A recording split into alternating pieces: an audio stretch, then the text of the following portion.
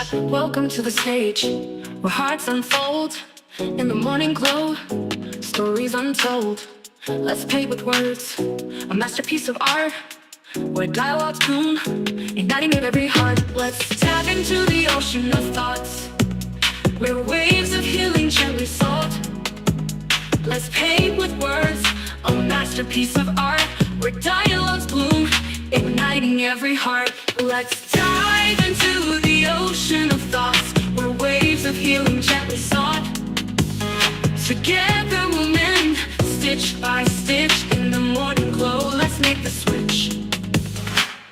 A symphony of voices, harmonizing the air, echoing truth, banishing despair. Let's sow seeds of unity, watch them grow in this garden of hope under the morning glow. Let's bridge the gaps, erase the line in the tapestry of hearts. Let love shine with every word, a step we take towards a brighter dawn for all our sake. Welcome to the morning glow, where dreams take flight in this realm of possibilities. Let's unite, together we stand, hand in hand, healing the nation across the land.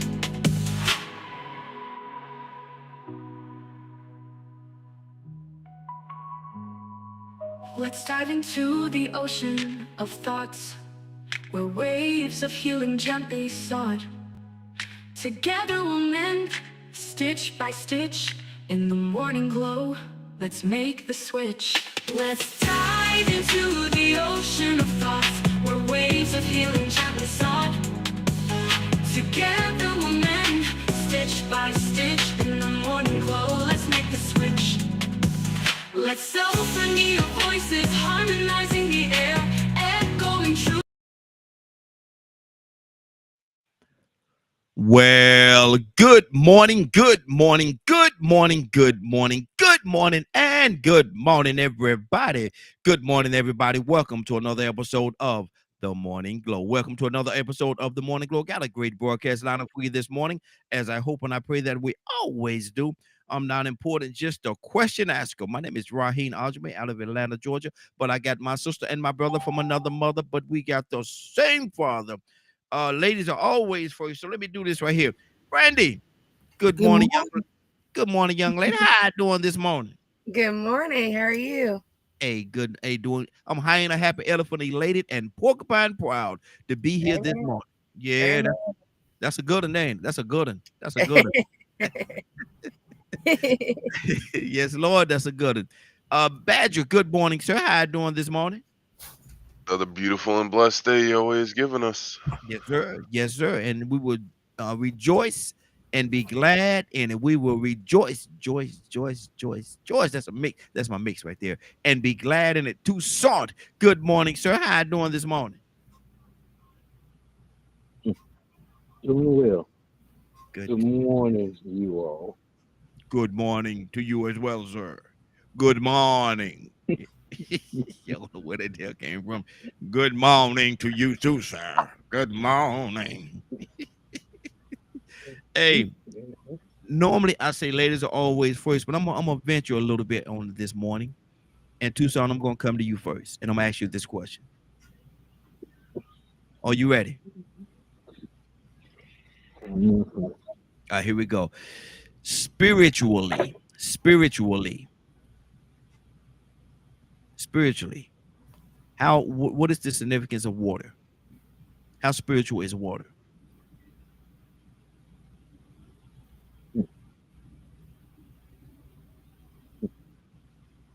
I had to think that I'm gonna have to think that over some more.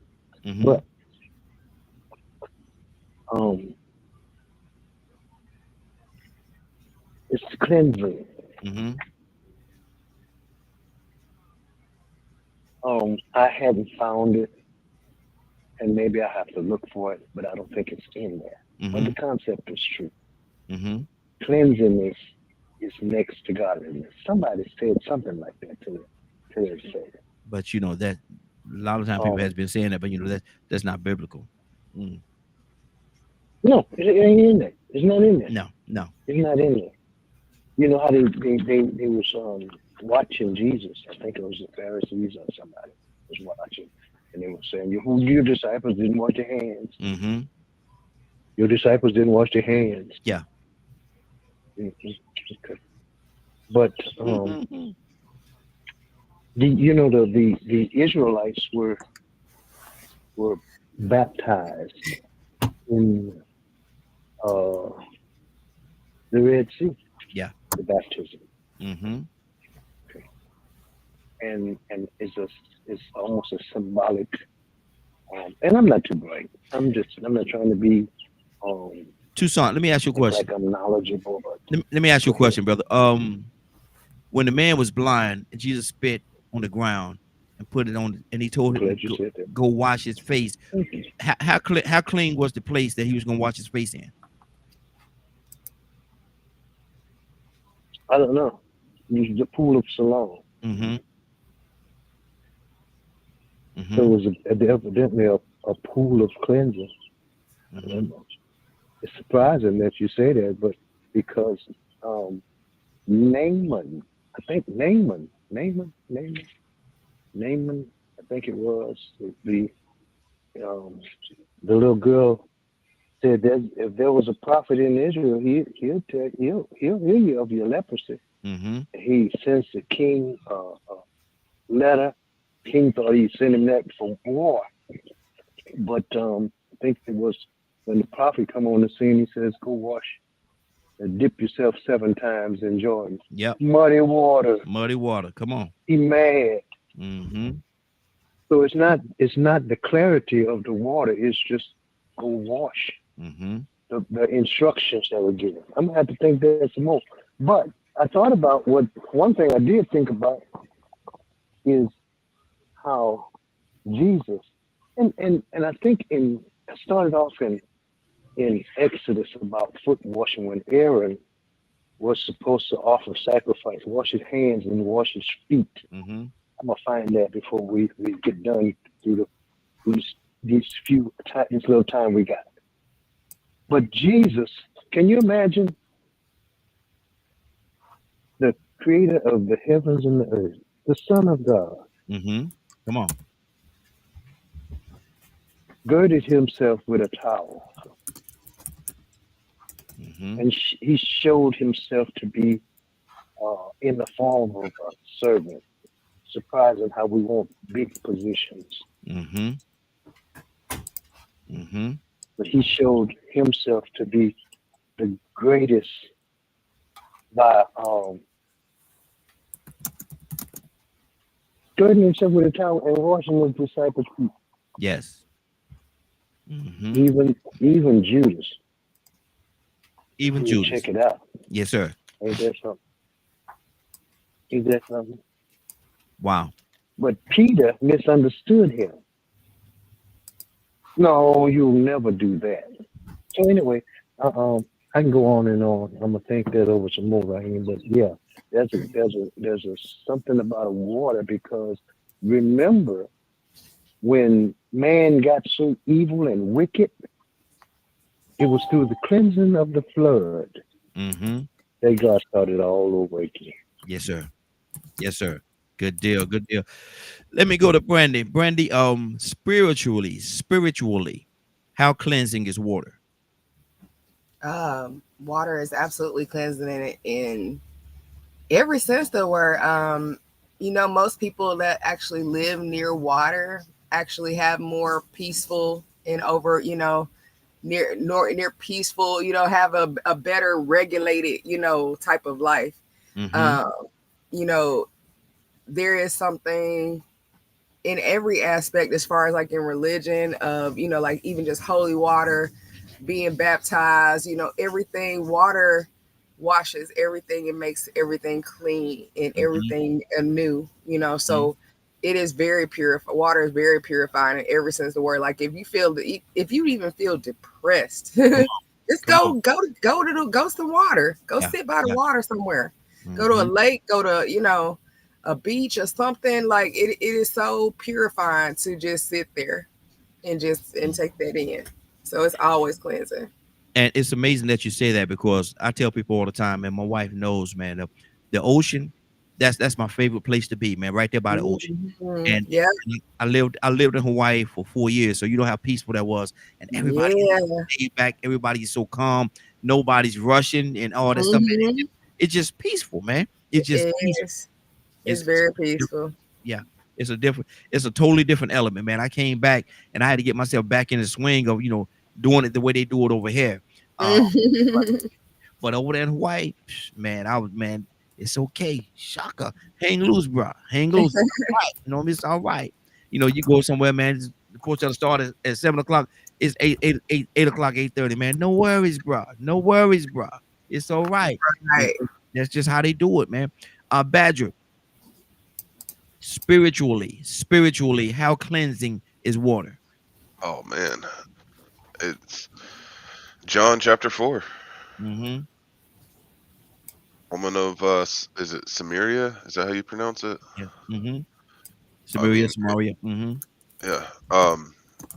It, it's interesting because if we look at everything that Randy brought up and Tucson brought up, and if you also think about water that is stagnant and what happens, Mm. Mm-hmm.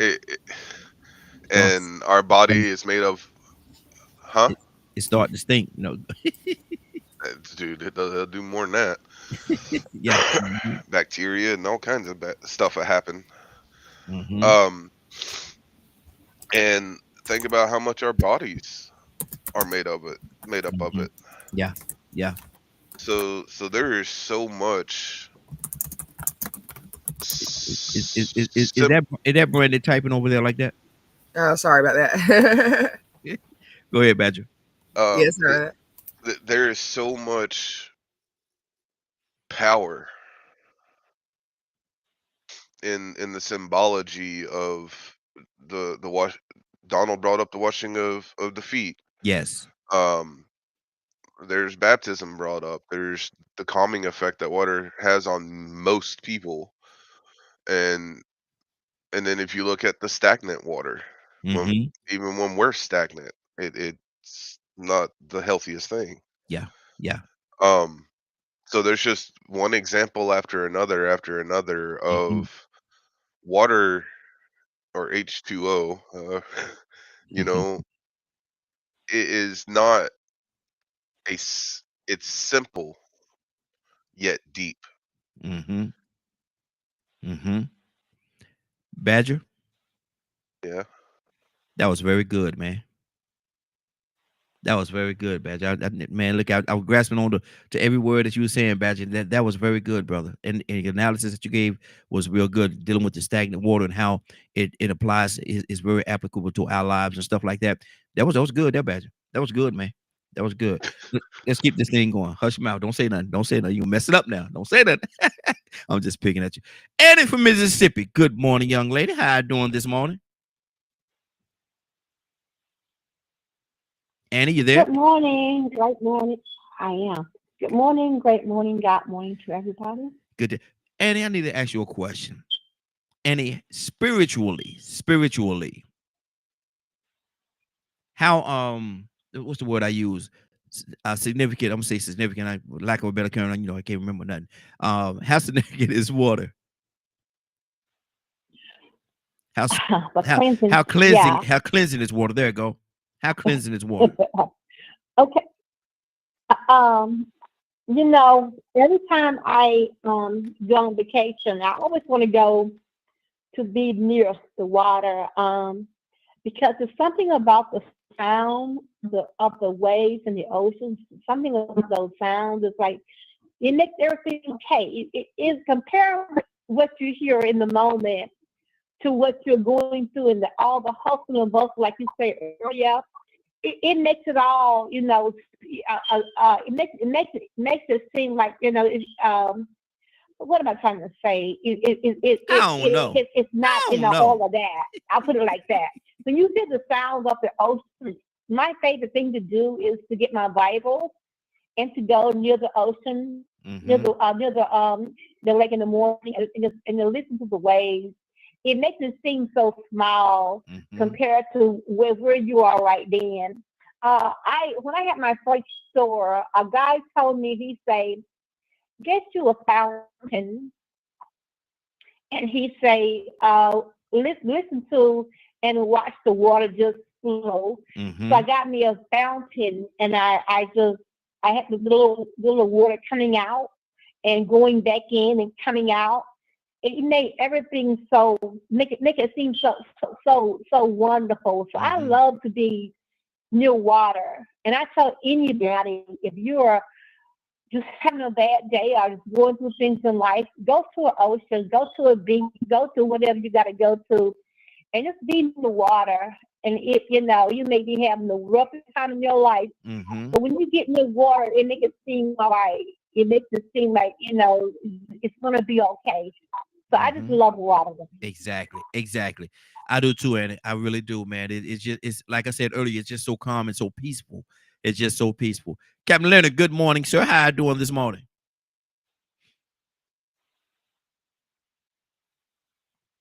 Leonard, you Good there? morning, Raheem, and the Morning Glow family.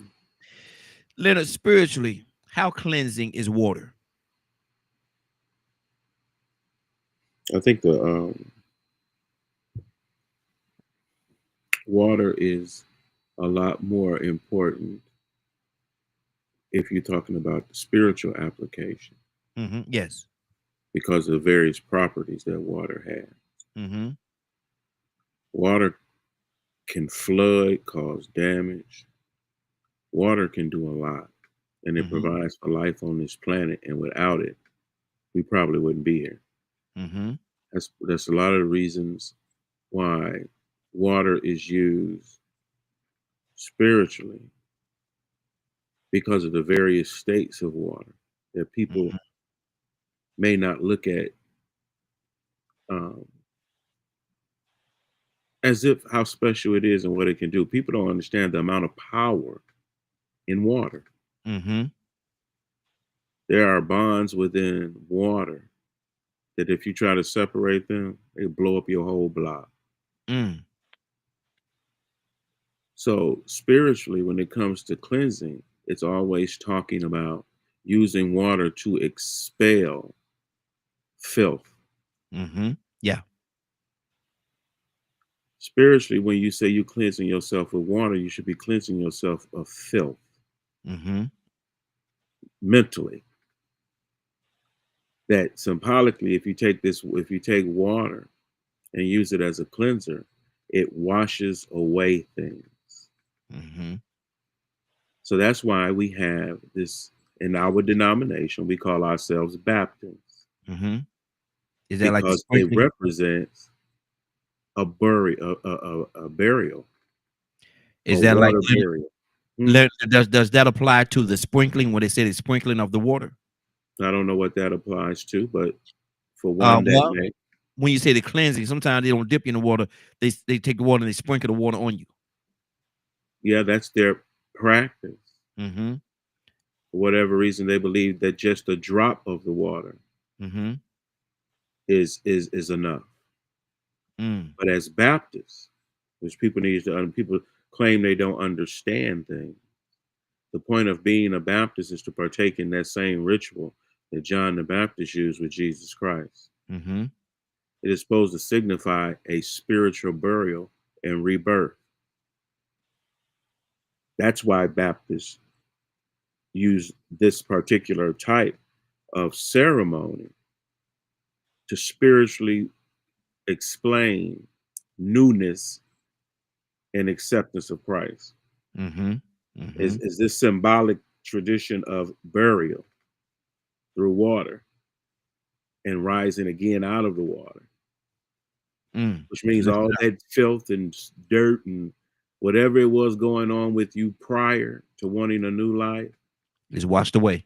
is washed away. Mm. That's the concept. The Bible refers to several things, even when people were doing wrong and had backslidden and all these types of things. In order to get back in line and to atone, part of the ritual usually includes washing. Washing so much to the point where you're washing your clothes and everything else. Mm-hmm. Mm-hmm. Because Good so deal. that everything will be clean going forward. Mm-hmm. That's good. That's good. Tucson, talk to me, brother. I was looking at a documentary Uh-oh. study on the flood. What you say? Go ahead. Go ahead. But you know that water's still here. Wow. It'll never happen again Mm-hmm. because of the promise. Mm-hmm. But that water's still here. But look what it did. It not, y'all remember Katrina? Yes. Thought that was the worst thing that ever happened to South Mm-hmm. the coastal area. On the contrary, in some people's lives, it was the best thing. Mm. Explain I that had to a me. house full of pressed wood. Mm-hmm. I had to throw it all out. But that's exactly what it was.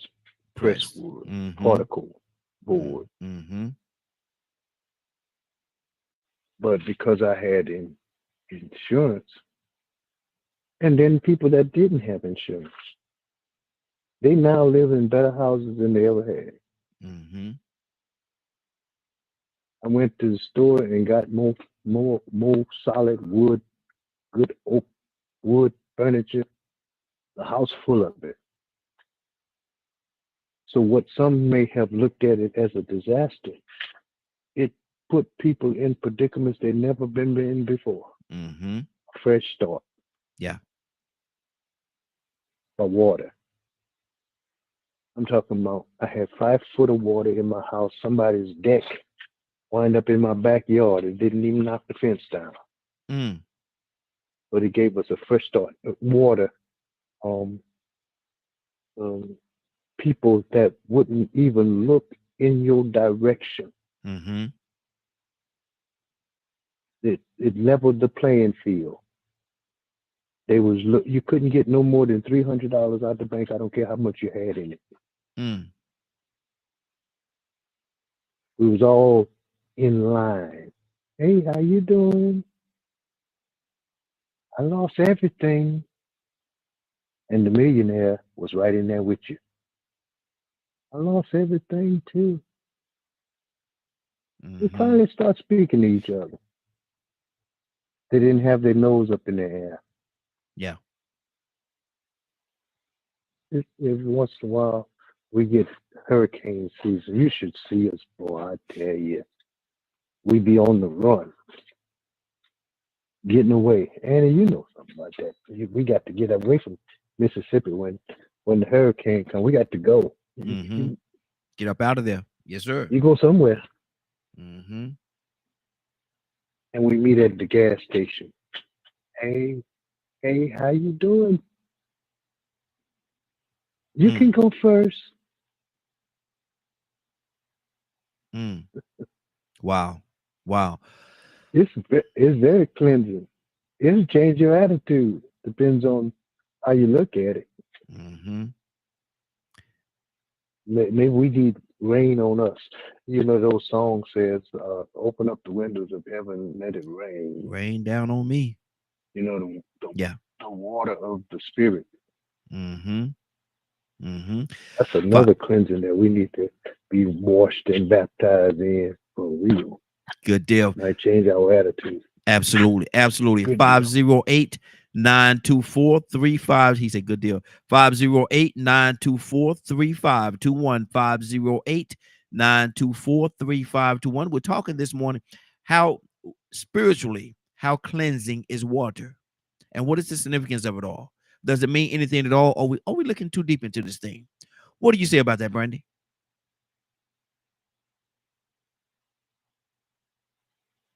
I'm sorry, I was on mute. I'm sorry. Can you repeat that? We said same thing spiritually. How cleansing is water, or is it Is it spiritual at all, or are we just looking too deep into it? No, it's definitely spiritual. Like I said, you just notice how differently you feel, even when in baptism. You know what I mean? Like of course, like no one is made, you know, the act of the purity of being baptized is to be made anew, you know, to be forgiven of your sins and to accept the calling of God into your life. Like if anybody on this line has been baptized, you should know like how different that felt when you came out of that water. You know what I'm saying? Just even at that moment, like it's just, it is a psychological and also, you know, freeing. Just it's psychologically freeing, and also just the calmness of. But like I said, I like the way Badger said, like when it's stagnant. You know, when water sits too long, it's, you know, you get insects and, you know, it's the mold and, you know, things like that. So that just lets you know that you should always be moving. If the body is made up for 70% water, like that means water is currency, just like money is like it's something that needs to be moving at all times. It's not supposed to be sitting. So, you know, you could take that and apply that to your own life. Like you can't sit and wallow in despair. Like you have to be ever flowing like the currency, like the current of water, and to keep moving and to keep flowing through, you know, through hardships and you know, good times, bad times, hardships, you know, whatever it may be. Water is definitely a way of applicable way of living your life, is being like water. Like Bruce Lee say, be like the water. Yeah. If you put water into a cup, it becomes the cup. If you put water into a glass, it becomes the glass. Right. All right, good Lord. Go ahead, Mr. Bruce Lee. He said that thing. Badger, talk to me. And if Mississippi come to you next. I mean, I was just sitting here thinking about all the ways that we use water, you know, and how it's so amazing. Yes. You know, water. Look at the Grand Canyon. You Come know, on. bottom of a waterfall. You know, it's just so much. The flood. You know, the story of the flood is told by people all over the world. Yes. That there are flood stories. Mm-hmm. Um, there's just and I was sitting here thinking about the topic that Donald Toussaint did on the show last night when he was asking the question, you know, where's God at? And I'm like, you know what? The easiest, simplest way to answer that is water. Mm. Wow. Wow. In the water. In the water. And if Mississippi, talk to me.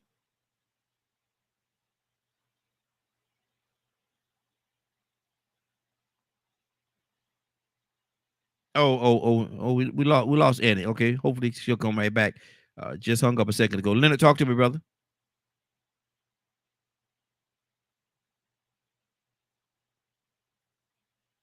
Leonard, you there? Something was going on with the app Oh, okay. for a Gotcha. minute, but it's back now. Okay, good deal. Good deal. Talk to me, brother.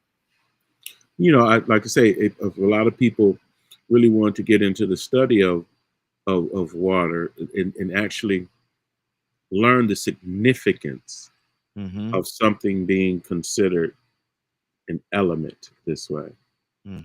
It's element because it's a building block. You got things that are not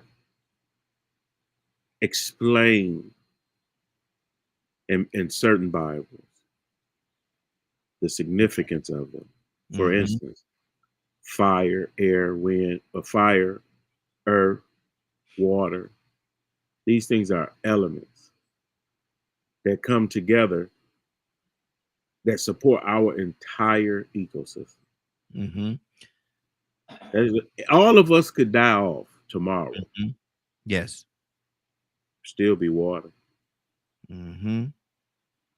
Even in creation, and when it speaks about the creation, and how the significance of water was even used, even the mist itself to this day Mm-hmm. still supplies our forest and everything. Just the mist in the morning. It's not just happenstance. It's to water the earth. Even during creation, is references to the importance of water long before you were even created. Mm-hmm. Think of how many millions of years before you were here that water was. Yes. And it was the source of all life. There are some people who have a complete belief that somehow a man evolved out of something that came out of the water. There are Mm-hmm. people who truly hold that belief that the whole existence of mankind somehow creeped out of the water Mm. and evolved into a man. That's when you hear all these fights about evolution and things of that nature. When we send whole projects across this universe looking for what? Water. Water. Trying to find other sources of water. Just a drop. Mm-hmm. Yeah. Yeah. Because where they find water, they'll find life in Yeah. the water. Mm-hmm. Think about one drop could contain life in it that you Mm-hmm. can't even see with your regular eye. And if they find one drop somewhere, guess what they're going to put it under a microscope and look for? The life in it. Yep. Because What that's kind how of- important water is. Yeah. Wherever it is, there's usually life. Mm-hmm. That's good. That's good. Toussaint. Coming to you, brother.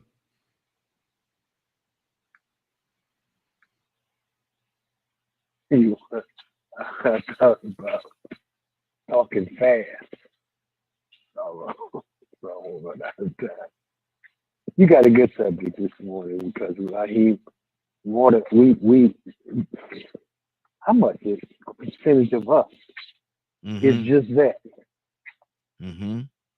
when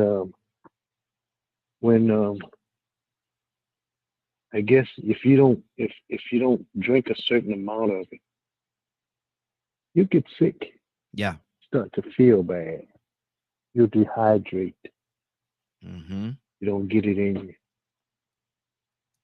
But as far as cleansing is concerned, I mean, I probably, you know what I'm going to do? I'm going to get me some water. Come on now. There's a kind of way. Drink this up. That was good. That's good. Mm-hmm. I just read something, Toussaint. Full of it. I just read something and it's Yeah. going to lining up with what you just said. It says generally you can survive longer without food than without water, while some individuals have survived for extended periods without food up to 2 or 3 months. An average person can only survive a few days without water. Mm-hmm. Mm-hmm. Yeah. I wouldn't suggest that you try it No. Mm-hmm. because you need it. And then again, go back to what I was saying before. Can you imagine a person that would not take the time out to use that valuable thing called water? Mm-hmm. We see people all the time, and the body automatically begins to stench. The less you use it, Mm-hmm. so it becomes a rough deal. You start looking like what you are. Come on. Dirt. Dirt. One thing about it though, Raheem, I found out that, you can wash yourself over and over and over and over and over again. Use some Clorox. Try it. Mm-hmm. Bleach yourself if you want to. And get you a white towel. Mm-hmm. and wipe yourself. You know the towel gonna be dirty. Yeah. Definitely it's gonna be dirty. Yeah, but I'm looking at this word some more, Raheem. So I don't know how long you're gonna stay on it, Mm-hmm.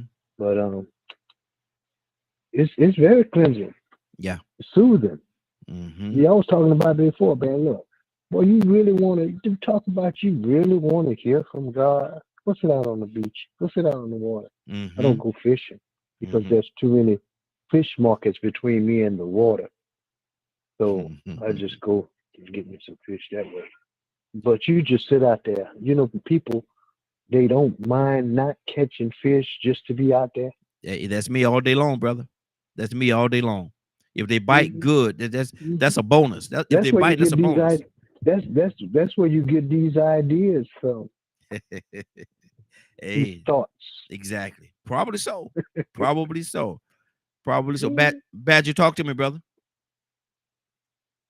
Oh man, talking about fishing, carp fishing is one of my favorite things to do because you just throw out your bait and wait. Mm-hmm. Yep. That practice of You patience, see crawfish. Mm-hmm. and and then if you always decided that day that you're going to catch something, you'll get that surprise bite. Mm-hmm. It could be a small one, or it could be one that's going to tire you out. Oh yeah. Oh, that's a fight now. I've called them uh, before. Yeah, that's a fight. so, but then like, dude, just talking about the Yahweh and water, and how water has been used all throughout history to either destroy or to create. Mm-hmm. It is one of the most dangerous yet um simplest misunderstandings out there. Mm-hmm. Um in the sense of, if you only focus on the word itself and nothing more, just the Mm-hmm. word, Yeah. it's like anything else, you'll miss what more is out there. Mm-hmm. So it's the whole principle of, if water is capable of so much, how can one not acknowledge that there's something out there that created it? Mm-hmm. Because even what's his name, Nil, I don't know how to pronounce his last name. DeGrasse, maybe. Yeah. Mm-hmm. Yeah, I know you're talking about. Mm-hmm. Even made a comment about he can't deny that something isn't out there. It Mm-hmm. Because everything just makes sense with everything that goes on. Everything just goes together, and science can't explain how it can be that perfect. Mm-hmm. So what's left? Exactly. Exactly. Leonard, talk to me, brother. What's left? What's left? What's left? How long will we survive? And I read that statistics that they were saying about, not being able to live as long, certainly without water, than you can food. But if our water source was to deplete, what impact would that have on our lives, physically and or spiritually? Well, eventually, if we could not get to water at all, we would eventually die. Yes. However, if you know how to get water from other places, you have a chance. Say, for instance, there are people who live in jungles who know how to get water out of the plants.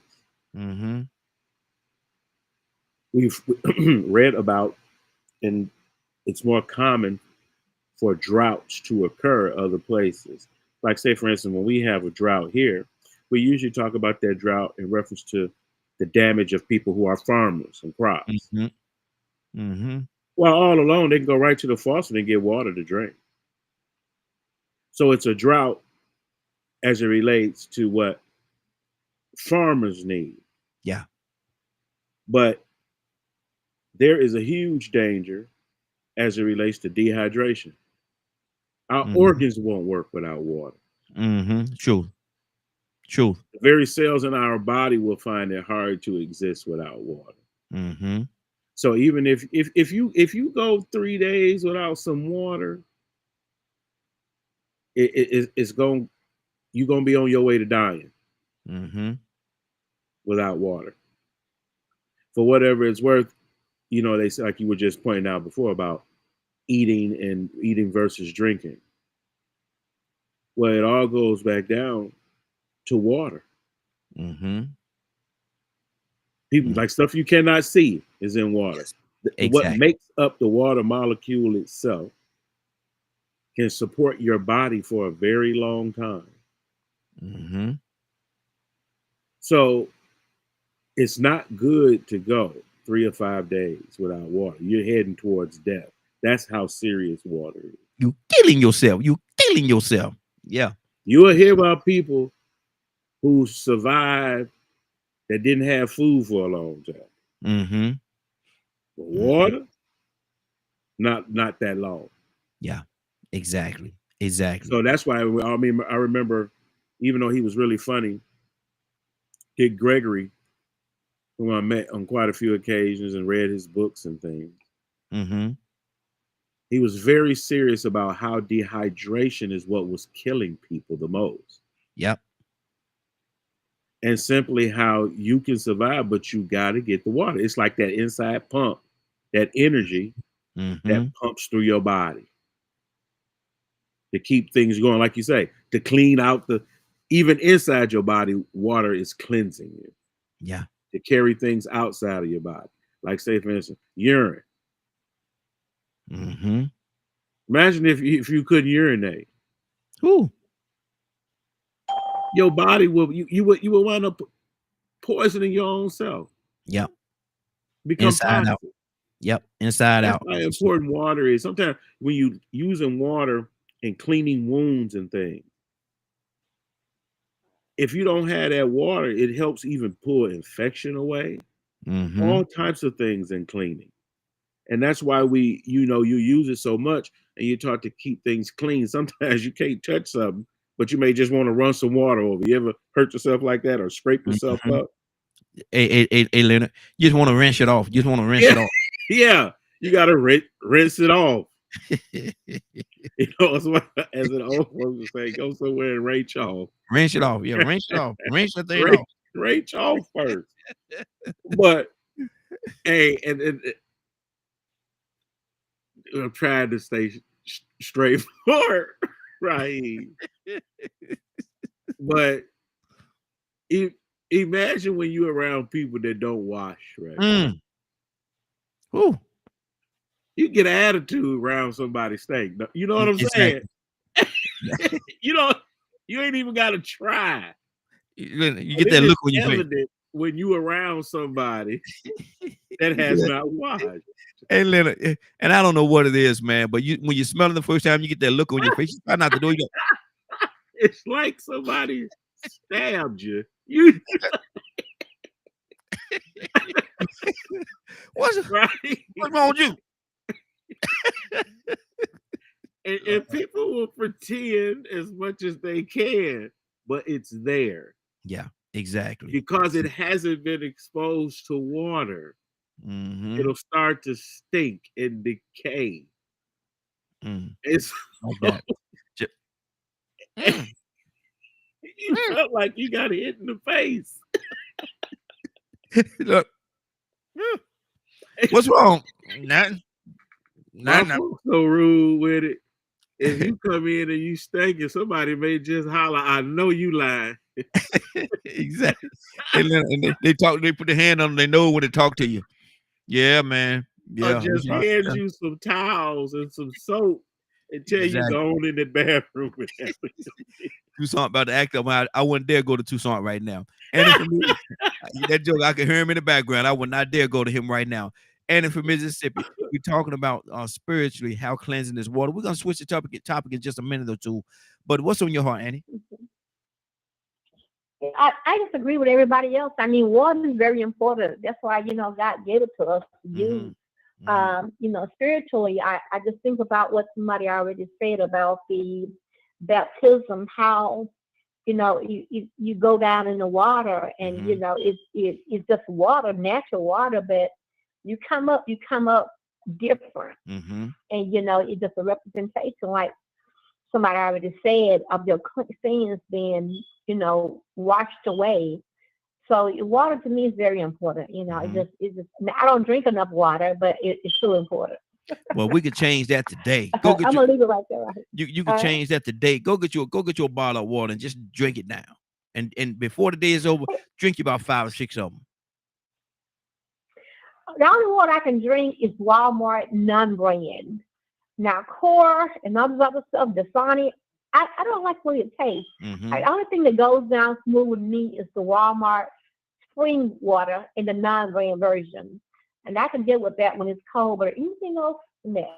But see, you got to drink something. Just go and get it. Get you some. Get you one of them cases. About 40. Get you about 40 of them. About 40.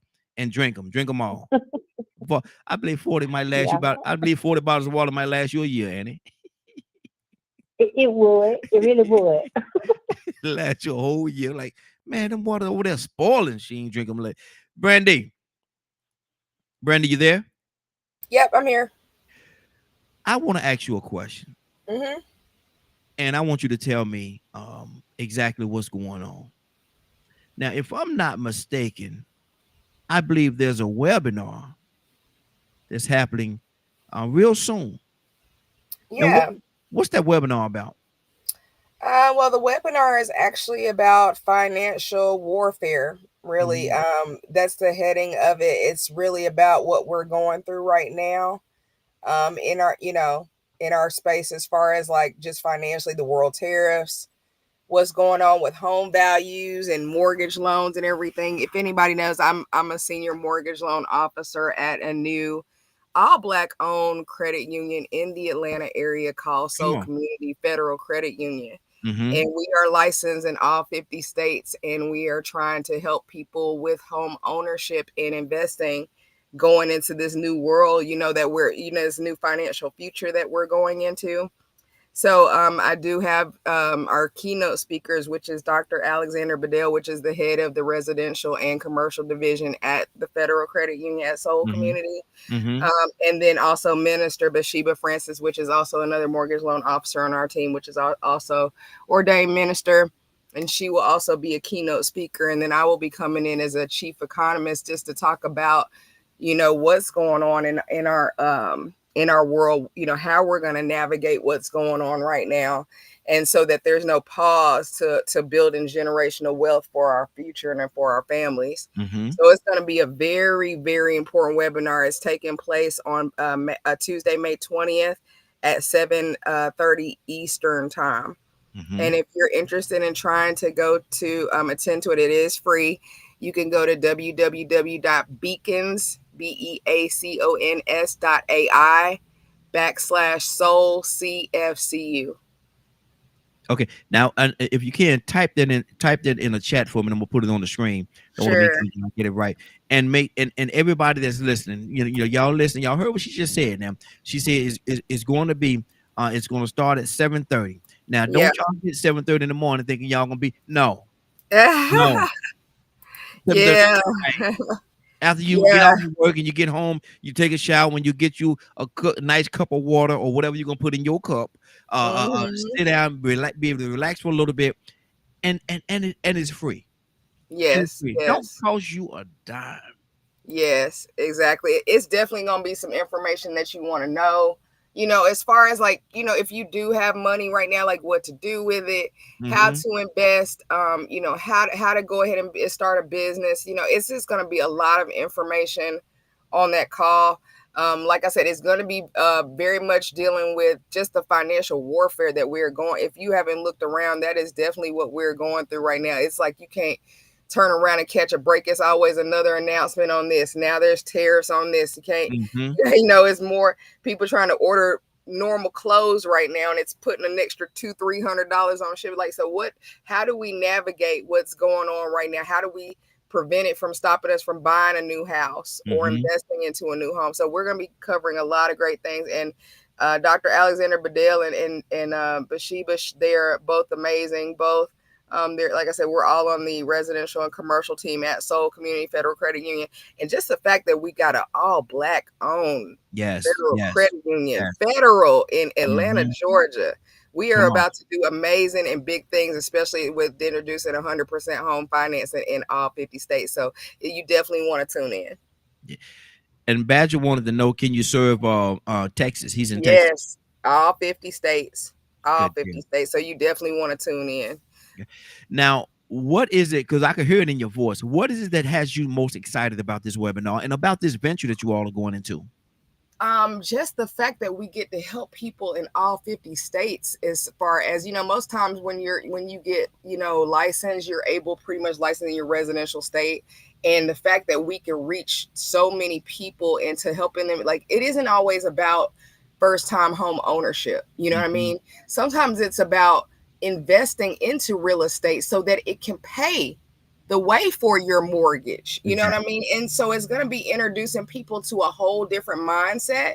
And so I'm so excited to be able to teach that to people and to help them to understand. Because, like, I know everybody's like, I want to own a house, but I can't afford no 300 for, and I want to challenge you to think differently, to not just be a business owner, but to be an investor and to have multiple streams of income that cover the way that you live your life, that cover your mortgage, that cover your car note. You know what I mean? So that way the money that you have from your job is just leisure. It's just more investment money. It's more time to sit at the water, right? Exactly. It's more time to get to the beach and sit at the water. And so I'm going to be so excited. Like I said, the fact that we've got that type of reach now, all 50 states, is going to be amazing.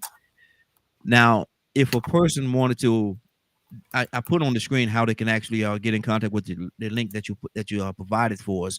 But if they wanted to get in contact with you beforehand, ask you a couple of questions or whatever, is there an email or something that they could use to get in contact with you?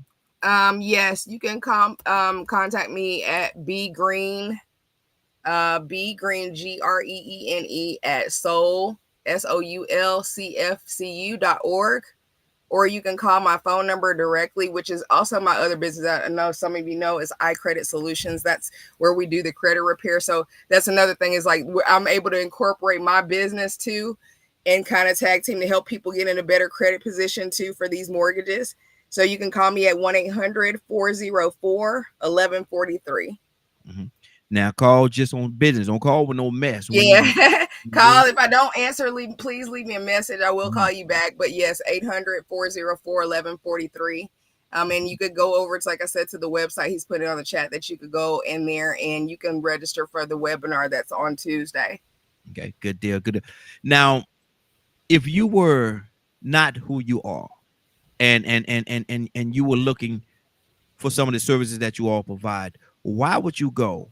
What would lead you to Beacon? Definitely if you're trying to get into a mortgage or either new purchase or either refinance your house. We're going through really tough with refinances right now because I heard about 74% of people can't get their home refinanced right now. So we want to challenge that as far as being able to turn it over within as little as 7 days. I know sometimes a refinance can take a little bit of time to complete. So we want to challenge how quickly we're able to do that. So we're introducing Quick Fast Refinance. That is actually a website. So you can go to that website too as well if you're interested in refinancing your home. So go to quickfastrefinance.com and spread that around too if you know someone else that is looking to refinance their home. But we're looking to try to close them in as little as 7 days. But that would be a reason why you want to go over there. If you're having credit challenges, if you are having issues with things that have happened right now, like your student loans pop back up, which happened to a lot of people right now, and it takes their credit scores up to like 100 and something points. Well, we have a student loan program, a dispute program that's able to either remove the late payments or remove the from your credit report in its entirety. Will you still owe it? Probably so, but at least it will free you to be able to make some financial decisions or either build, some type of income to be able to take care of that. Yes. A lot of people don't realize that their credit is actually money. You know what I mean? Mhm. And they're not utilizing and leveraging their credit to do so. You know, whether that's like, you know, go ahead and starting a business and leveraging business credit cards, or like I said, investing into a real estate property that is paying them, or just any type of passive income streams that you can invest in. Sometimes it might take a little bit of money to start that passive income stream. You definitely want to try to come over, like I said, to the website, register, come and attend to the webinar so you can get so much more information. Okay. Now, if I got a credit score of 275, what kind of house could I get? Nothing. Nothing, but you can get a traditional FHA as low as a 580 credit score. But Mhm. the question is how much is your mortgage? You know, how much is your interest rate going to be? How much is your PMI going to be? Your private mortgage insurance? Those things can be substantially high if you don't get your credit in a better position before you apply. So you definitely would want to, like I said, come over and get some insight on what you need to do, or what, you know, what needs to be done to your credit so you could go ahead and get started on those things. Good deal. Good deal. I want to ask this question. I'm gonna go to a couple of other people because I know they probably have questions as well, and I want to, you know, honor that and respect their time too. But I've heard people say that instead of doing a home equity equity loan, whatever that is, they just want to get the equity out of the something they was talking about, something crazy about they just got equity built up in the home. How could they get that out instead of refinancing? So that's what I'm saying. Instead of refinancing, get an equity loan. What is the difference? Yes, you can do a HELOC, which is a home equity line of credit. So you can pull a cash out refinance. So you can go ahead and put it. So for example, you have a home, you want to do renovations in it, but yet you want to pay down some bills too, and kind of, you know, get your credit cards back in order because you might have maxed them out. And I'm pretty sure that is a lot of homeowners situation right now, because the country is about 1.4 trillion in credit card debt right now. So you can do a cash out back cash back out refinance. And if you go to quickfastrefinance.com and get started, you could definitely get that process started. All we need is 3 documents to see how much you qualify for, and that's your mortgage statement, your insurance statement, and your driver's license. It's just that simple. Okay. Now, is that like taking out another loan? Or is that like taking out another mortgage, or what does that look like? Yeah, it will start over, but it will start over what the interest rate is right now. But some people need to not fear that. Sometimes people like, okay, well, you got to think about it. Most people their house, they ain't gonna be done paying for it in this lifetime anyways. And do you want to stay in your home comfortably? Do you want to have other money to be able to invest? Because the way that I look at it, if you do start it over, but you do get a substantial chunk of money, you could leverage your credit to create more income to pay that house off. You know what I mean? Some people are so afraid of taking a step forward like that because they think it's something of a state of permanency. No, sometimes that step back can leverage you like 10 steps ahead real fast. You know what I mean? And and I think most people don't trust themselves with money, and that's why they don't do it. They know themselves, right? They know that they might, go ahead and book that trip instead of having delayed gratification behind something they can go ahead and invest in and have a return coming back quickly. And most people like say, oh, I don't want to be a landlord. I don't want to do that. I don't want to own property that somebody else is living. Most people don't know mortgage notes exist. You can have a mortgage note and never have to deal with a tenant ever in this life, but you have a asset that is paying you monthly for the next 20, 30 years. You know what I mean? So a lot of people just don't know what their resources are, and they're so afraid to take a step back to catapult themselves 10 steps forward. And I want to challenge people to think in that manner with every consult that comes my way, being with the credit union, with every webinar that we produce. We need to challenge people to think differently in this new world that we're entering in, because the tax bracket has been set. They've told us, where we're headed. And if you are making less than what you're doing, you will be taxed the most. That is, the most money will be coming out of your paycheck. That you can't keep walking around and going exempt, trying to get away from Uncle Sam. The line has been drawn in the sand, and so you have to make a decision. Like, I need to get around some people that understand this. I need to get around some people, to help me to figure this out. And if that's you definitely want to come either consult with me, or either, like I said, come over and figure out what we do, like real estate wise, with the credit union. Now, the credit union, are they going to have a section where they deal with business as well, or? Oh yeah, absolutely. So we're like, it's brand new, right? So we're Mhm. just like building everything from the ground up. It's going to have auto loans. It is a actual physical branch. It's located in Austell, Georgia. Mhm. And then so you will be able to go in there and conduct business too as well. There are 2 windows in there. That you will have checking account, savings account, all of those things. Like I said, it is a federal branch. So Okay. and I'm so excited. Like anytime you get into a company on the ground floor and you're able to bring in a lot of insight on how systems and processes are going to be set up, it's just a really exciting time, because Mhm. we're able to kind of go into this new. I mean, we're going into AI and implementing just all these different things that our new world is producing, and so Mhm. it's just a really exciting time to be a part of. Good deal.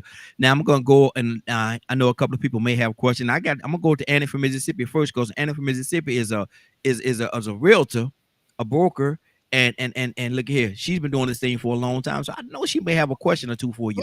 Annie, Hmm. Annie from Mississippi, and I just wanted to link y'all two together anyway. Talk to me, Annie. All right. Okay. I just want to ask you, do you guys sell the loans? I'm sorry, I didn't hear you. Do you sell the loans? What do you mean by sell them? Like we actually have them in, like we're not outsourcing? Is that what you mean? Like through a different lender? Yes. Yeah, they're actually in house. We had the owners of Soul Federal Credit Union. They're all a Black owned staff, and they actually are doing the loans in house. So they have a certain like amount, like up to a couple billion for each thing, like for refis, for new purchases, and things like that. So yeah, it will be done in house. Mhm. Okay, because a lot of banks and credit unions, if they're a smaller branch, they always sell to a national industry rather than they keep it in house. So I was wondering, do you guys sell the loans? And Yeah, they're another doing it. thing, is it Mhm. better to deal with the Go is ahead. it better to deal with the credit union than a regular bank? Yes, absolutely. Credit unions are based on membership and, of course, and then also relationship. You're going to find some of probably the best interest rates when you're dealing with a credit union versus a national bank. I just heard Bank of America got in a lot of trouble again recently for a lot of just undisclosed fees behind Yes. certain Yes. products and things like that. So it's Mhm. definitely better to be with a credit union than it is a national bank. Mhm. Mhm. Annie. Okay, all right. I mean, I've dealt with many banks. I think I may have done with Navy Federal. I've dealt with them selling stuff at home through them, but I've never really used the credit union. But it's good to know that that you guys are out there and you guys deal with all sorts of space. So that's wonderful. So we may be giving you a call as well. Mhm. I may Yes. see somebody your way as well, especially if you guys can help out with the credit as well. So I may be calling you or sending you an email one day soon.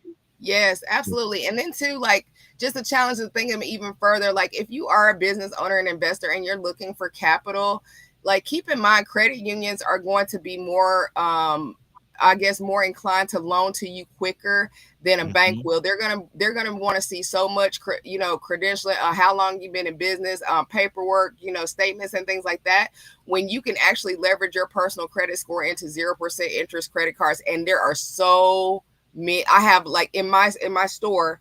I might put that link up there for you too, Raheem. In Okay. my store, I have a list of over 60, 70 different credit unions that's broken down by which bureau that they're going to pull from, so that you can Mhm. go ahead and line up how you're going to do your business credit card stacking method and get over $100,000 to be able to liquidate to purchase investment property. So Mhm. yeah, you definitely want to get with credit unions because that is where it's going to be at. Mhm. I'm Good gonna deal. put that link there for you to Got it. Raheem, to put up there. Got it. They can access that list. It's like I think I got it for $27, but it's a definitely detailed list to where you can find out if that credit union is national or regional, what credit union they're going to pull from. It's just a lot of resources there. And if you don't know anything about business credit card stacking, or you need someone to help you through that process, definitely please contact me.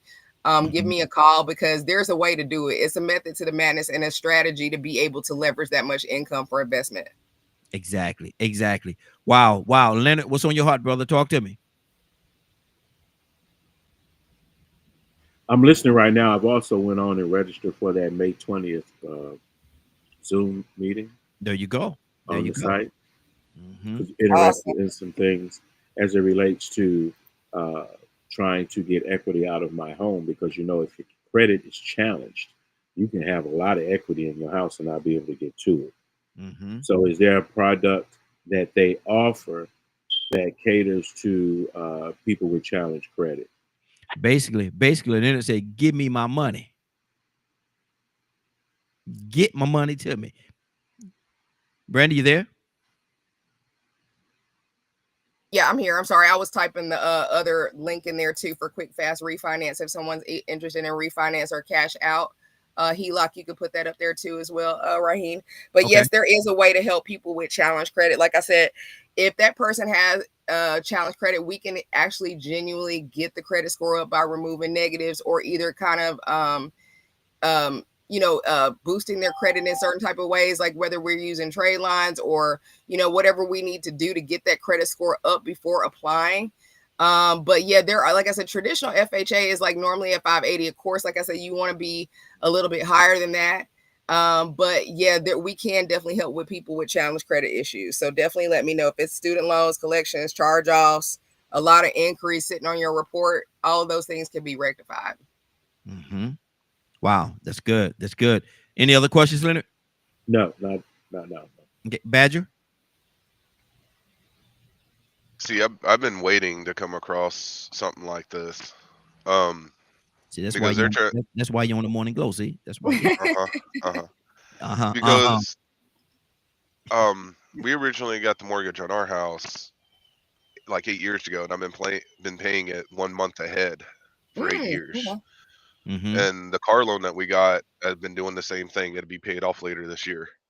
So for 5 years, everything's been paid a month ahead on the car, and 8 years for the house. And they're trying to tell me my credit score ain't gone up at all.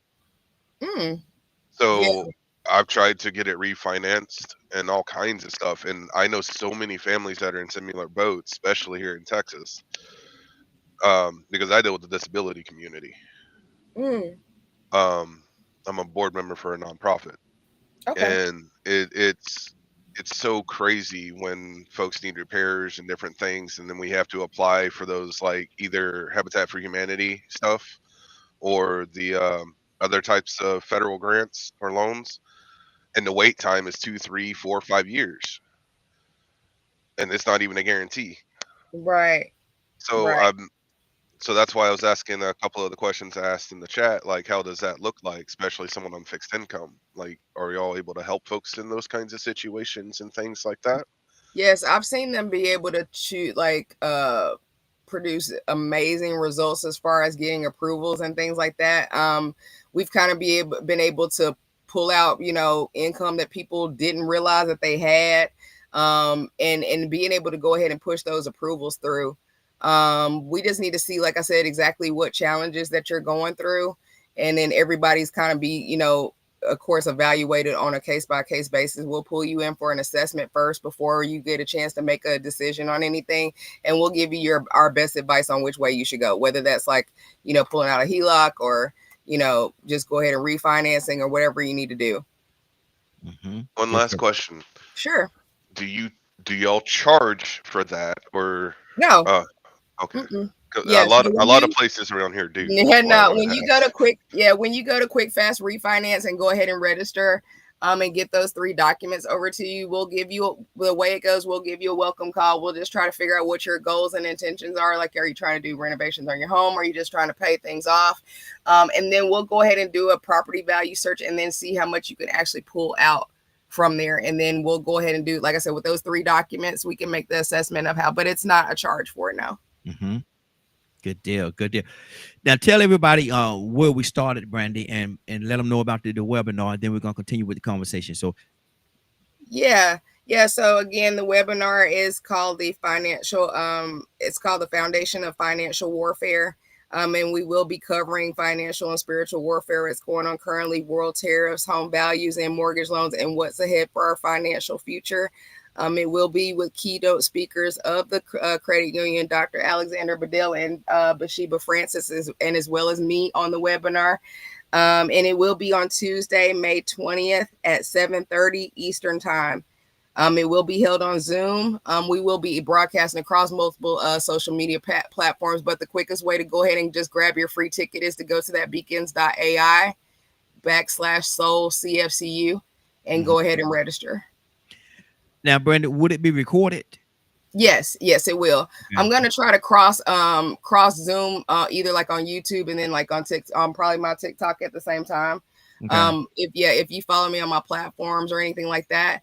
But yeah, you can definitely follow me on there. I'm Brandy Janelle on TikTok, and then Brandy Green on Facebook as well. I've been back from Walker to Green, so I've been kind of, a lot of people know me as Brandy Walker, but Yeah. I took my old name back, so so you can find me on social media that way. Just look, she ain't hard to find. She ain't hard to find. Just look, she ain't hard to find. And I'm loving this, and I'm loving what you all are doing, and I'm appreciative of this. And the reason why I asked would it be recorded, I have actually I'm producing a broadcast during that time, and I won't be able to jump on until after it's over. Okay. And then I definitely jump on after it's over. But Yeah. I wanted to make sure that it was going to be recorded because I didn't want to miss it. Absolutely. Yeah. And we'll be starting a new YouTube for the bank too as well. So I plan on putting it on there too as well. Good deal. K with an E. Good morning, young lady. How you doing this morning? Tucson. Man, ain't that's Tucson. Let me go back to Tucson after this. K with an E. Good morning, young lady. How you doing this morning? Good morning. Fine. Now we got here in Georgia. I believe it is. They're opening up a brand new, totally black owned credit union that's going to do everything across the board, has all the bells and whistles and more. How does that sit with you, okay? And not only that, I know you over there in Kansas City, somewhere like that. You're in one of them little fancy places. It's global. It could help you in Kansas City. Hoppla, Kansas, whatever name of the city you in. You know what it is.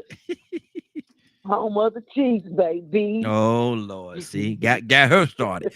But yeah, we have Brandy on here, and she's they're doing a webinar on this, what's that, Tuesday, May the 20th, starting at 7:30 p.m. Eastern Standard Time.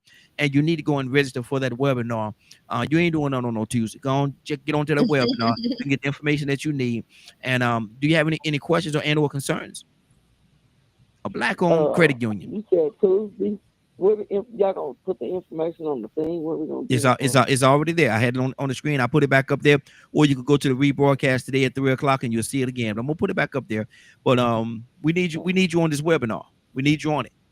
You said her name is Brandy. She's right there. Ask what her name is. Right there. Yeah. Ask what her name is. She right there. I wanted to address it by her name, but thank you, Brandy, and blessings and more blessings. And thank God you. Higher than this, He ain't done. And I thank God, because that's like an answered prayer. That's an answered prayer. I talk about it all the time. Like this is generational wealth. And it ain't we all in it together. I thank God for you and giving you all the prayers. Yes, amen. I need them because Lord, Raheem knows the spiritual. That's why I said we're talking about warfare, because the spiritual warfare, I can honestly say on my own life in this past year, 2 years has been rough. And I know it's because of my purpose and what I'm supposed to be doing for Americans right now, and whatever I can help to do to help bring especially the Black community, because we're so behind on the wealth gap. Like, it ain't even funny. I don't even know where to begin, how far we are behind. But if there's a resource there where we could tap into that and help people, like, the devil been coming for me, but I do not claim it. I pray in the name of Jesus. Like, he been trying to take me down from doing this, but God said otherwise. So here we are. I'm senior mortgage loan officer now, and we're about to roll over. We about to do this thing. Exactly. Yeah, I know. Because Brandon like a sister to me, man. So I know what it's been, and he has been trying to block her in every turn. Every way. Yeah. I know. But my thing is this right here. That's like the rear view mirror of the car. Now he's in the rear view mirror because it's moving forward. Yes, amen. All gas, no brakes. All gas, no brakes, and that's what it is. That's what it is. Tucson, talk to me, brother. I'm gonna have to get you, Annie, and my wife together. I need to do that. I got a question. What about upgrade? If you have a house, everything's in line, but you want to get another house, possibly keeping the one you got, using it as a Airbnb or something like that, but get into a newer model house. How does that look? And then before I go, consolidating is there such a thing in Yes. bringing all of your bills together, like the car note, the house mortgage, and is there a sum of money that you can come and say, okay, I want to take all of that and just pay one big bill? That's my question. Brandy? Oh, hold on. Brent, something going on with her feet. There we go. Let me get her back in here. There she goes. There she goes. Can you hear me? Okay. Yeah. All right, there. All right. So yeah, there is a product called the 203B loan. It is a FHA loan that's typically used for buying or refinancing a primary residence, but you can use it to make renovations on your current property. So they're typically go through still 15, 30-year mortgage fixed, but it's for your primary residence. You must already live in the home. But you can definitely do that. And I probably would think about, not so much a short-term rental per se, because you got to think about the way that people might not be traveling so much. I think a lot of people are kind of pulling back on traveling somewhat as far as that. But and as far as the Airbnbs, a lot of people are going back to hotels and things like that just because of all the substantial fees that go along with doing Airbnb. So long-term housing might be a better option to look at. And then the fact that they are getting rid of Section 8, or I'm not going to say getting rid of Section 8, but limiting how long you're on it. Think about how many people are going to need housing situations because of that. So a multifamily home that you probably actually rent out each individual room long-term would do way better than an Airbnb situation. So you can use a 203B loan to go ahead and do those renovations now, and you only need a 580 credit score. Okay. Wow, that's good. That's good information to know. Tucson, did that help you? Yeah. I still got to get y'all together with my wife, because she's trying to. I hadn't done it yet, Annie, but all three of you are. Brandy, right? Brandy, yes. Brandy. Brandy. Oh Lord. That's his moment. That's his moment of sunshine. That's his moment of sunshine right there, boy. He get to sing your name. Ain't that something? Annie from Mississippi, talk to me.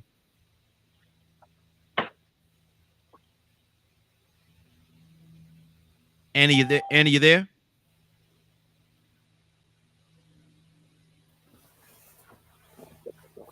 Annie from Mississippi, are you still there? She done stepped away or something. Rico, good morning, sir. How you doing this morning? I'm happy to see another beautiful new day of life. How everybody doing today? Hey, doing good. You been tuned in? Yeah, I've been listening off and on for a second. Okay. We got Brandy on, man. She's a part of a brand new Black-owned throughout credit union here in Austell, Georgia. And they're doing some amazing things, and across the board, man, they're doing everything that your credit union that you think of in your mind is doing. They doing that and more. How does that set with you, Rico? Because that's powerful to me.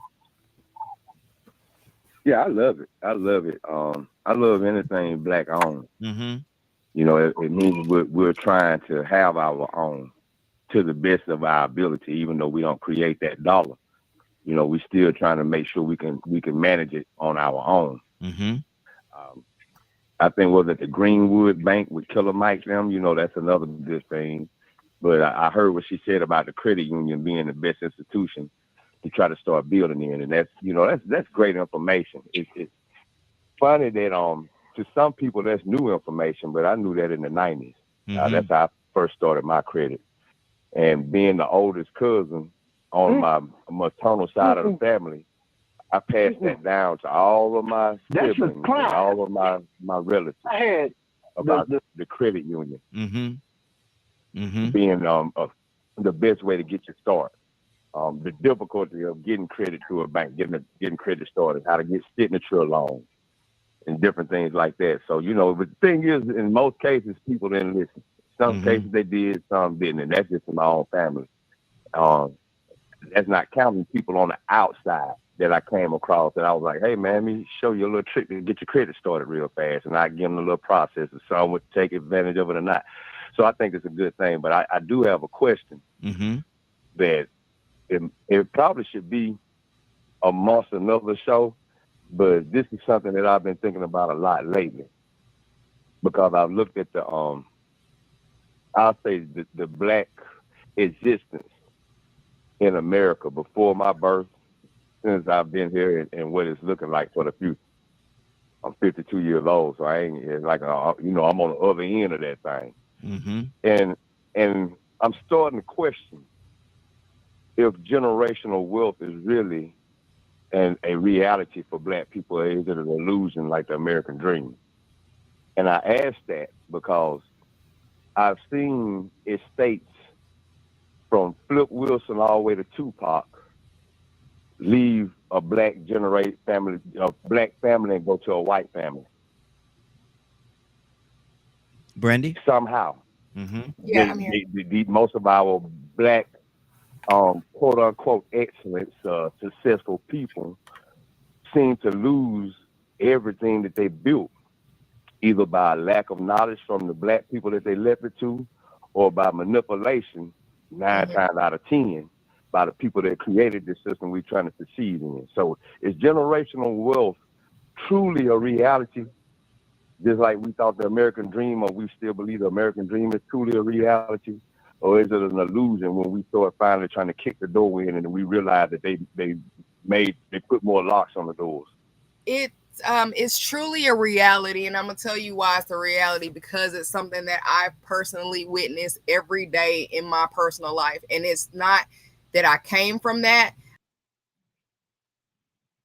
I actually had to start surrounding myself with that. The black community understands that sometimes you're gonna have to get away from what you used to. You're gonna have to start getting around in different circles of different people and understanding the resources that are in front of you, because sometimes it ain't all about making money. Sometimes it's about learning tax codes and loopholes on how to keep the money that you are making. You know what I mean? It isn't so much of a fact that you're living extravagantly and you make so much money. My best friend makes $100,000 a month. I literally sit there and watch her, you know, and like I said, it depends on your circles and who the people that you are around. Mindsets are everything. Most times what I see with the Black community is because they haven't witnessed it themselves. They're so quick to talk down on somebody else who has the ambition or wanted to, like, you know, like somebody moving out of their hometown, for example. Oh, you ain't gonna make it. You ain't gonna, you know what I'm saying? You're gonna be right back here. I've seen it happen to so many people. And you have to be careful with what you ingest. Another thing of a component of it is that the Black community really does lack a lot of accountability and discipline and consistency to have it. Like, it sounds good. You know, I've dealt with working with people and doing their credit repair for 8 years. And one habit that I see is that they'll come on and they'll eventually fall off because it's not moving fast enough. You have to understand that credit and wealth is not an overnight process. It's not a microwave process. And most people believe in microwave processes because that's just the way that the world is. And you have to understand that anything that is wealth oriented, it has to be built over time. Most people don't even reach a pinnacle of wealth till after the age of like 45, 50. Look at most major CEOs and how old they are. You know what I mean? So that is an extremely amount of time to be delayed gratification. Not, you know, going without, not having the best car, not having, you know, not trying to keep up with the Joneses per se. You know, sometimes you might have to take up, like I said, and most people are so afraid to take a step back over the fact of how they're going to look to their others. Black people, you know, our community, we are so pressed on looking like we have it, that are actually really having it. And, you know, like I said, most people, I live in an RV right now. Most people clowned the crap out of me when I got it, but now I'm making sense. You know, now they're like, oh, you know, because I had foresight way before any of this thing started happening, I was like, yeah, it might be time to go ahead and take a step. I know the power of taking a step back to catapult 3 times forward. What if you go ahead and get you get out of that big house or whatever, minimize your family to an RV, and then you're able to go ahead and put that RV on some land that you actually own, and that you're not paying property taxes to some bank that is taxing you 100 million ways on fees. You know what I mean? Like, you just have to think bigger. And sometimes, like I said, it's going to require you getting out of your comfortability zones, the people that you know, and also taking some accountability and discipline and consistency to apply it to have that wealth. It's possible. Exactly. And Rico said he wanted to kind of rephrase his question, but I'm gonna say this right here to what you just said, because I totally agree with you. Old man said one time before, he said that if you hanging around 10 broke people, you're going to be the 11th one. If you're hanging around 10 rich people, you're going to be the 11th one. Pick what you want to be, but pick it wisely. Because if you're hanging around broke people, 10 of y'all is broke that you're hanging around with, 9 times out of 10, number 11 and counting. Rico, how did you want to revise your question, brother? Yes, I guess really the question is, once you attain generational wealth, how is it that you ensure that it stays or remains within your family? How that you can secure that without it going into someone else's hands? Because I still, think about the fact that I've seen so many different estates, black estates, end up in the hands of white people. Yeah, that were once in the hands of these black people that had it. And I'm trying to, what are some of the things people need to do to make sure that they could guarantee that it stays in their family? Is that along the lines of a trust, Brandon? Yes, absolutely. You know where I was going. Yeah. An irrevocable trust, because and that allows you to operate from beyond the grave. Yeah. Because when you pass on, that trust is going to continue to say who gets what's allocated to what. And most people don't know that your trust can be set up in some of these tax-free states like Delaware, Wyoming, Nevada, where you're able to kind of, I guess you want to put a shade on your assets, like, so the government's not able to kind of dip in your pockets. If you pass away, your children will not have to go through probate. It's immediate return. Going through a trust. So, and that process can be grueling. So if you want to make sure that your kids, like, most people are leaving behind, wills and things for their kids and stuff, and most of them are like blowing it. They're not, they're going to buy Hellcats and whatever else, after they're passed or whatever. And if you want to make sure that it stays in your family and it continues to stay in your family, a irrevocable trust is the way to, and an estate too as well. In combination of both of those will allow you to operate from beyond the grave. Exactly. 50. Yes. I was just going to come to you too, but I was going to try to say the number first. Go on. I was trying to say the number. 508-924-3521. 508-924-3521. And we have the thrill, honor, and pleasure of having Miss Brandy Green. I got to get used to saying Green again. Brandy Green with us. She done changed the name on us. But they're starting a credit union, a black-owned credit union, totally black-owned in Astell, Georgia. And it's going all the bells and whistles of any credit union bank that you know of. They're doing it. But not only that, they're helping. And so you definitely need to I'm going to put the information on the screen once more so you can actually have access to what it is. I'm going to let her say it too for you. But you definitely need to register. There's a webinar coming up on next week today. Next week, Tuesday. It's going to be 7:30 p.m. Eastern Standard Time. You definitely want to be on that webinar. Yes, you definitely do. If you want to register, like I said, go over to www.beacons.ai/soul-cfcu. If you would like to talk to me or just get on the calendar, please give me a call at 800-404-1143. If I don't answer, please just give me just leave me a message, and I will definitely give you a call back.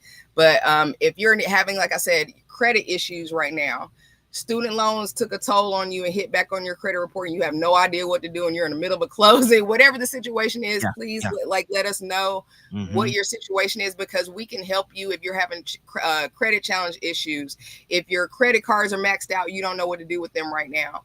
If you're looking to go ahead and buy a brand new home, if you're looking to do an investment property, you want to do duplexes, business credit, business funding, corporate trading lots, like this is a powerhouse. Like, you know, this merger is the sweetest merger I have ever seen, because the combination of what I had in my business and then the combination of what we're doing with the Federal Credit Union, this will create generational wealth builders. This will create millionaires and billionaires with the programs that we do have available. So yes, this call is being recorded. Okay. Now somebody recording the call, but that's okay. Somebody recording it. Annie, you wanted to say something? Yes, I want to ask Brandy, how long do a person have to be on their job to receive a standard mortgage from y'all? Typically it's typically always 2 years. And that's if you're going to go the traditional FHA route. But what you're going to find, I bet you I'm willing to bet on it.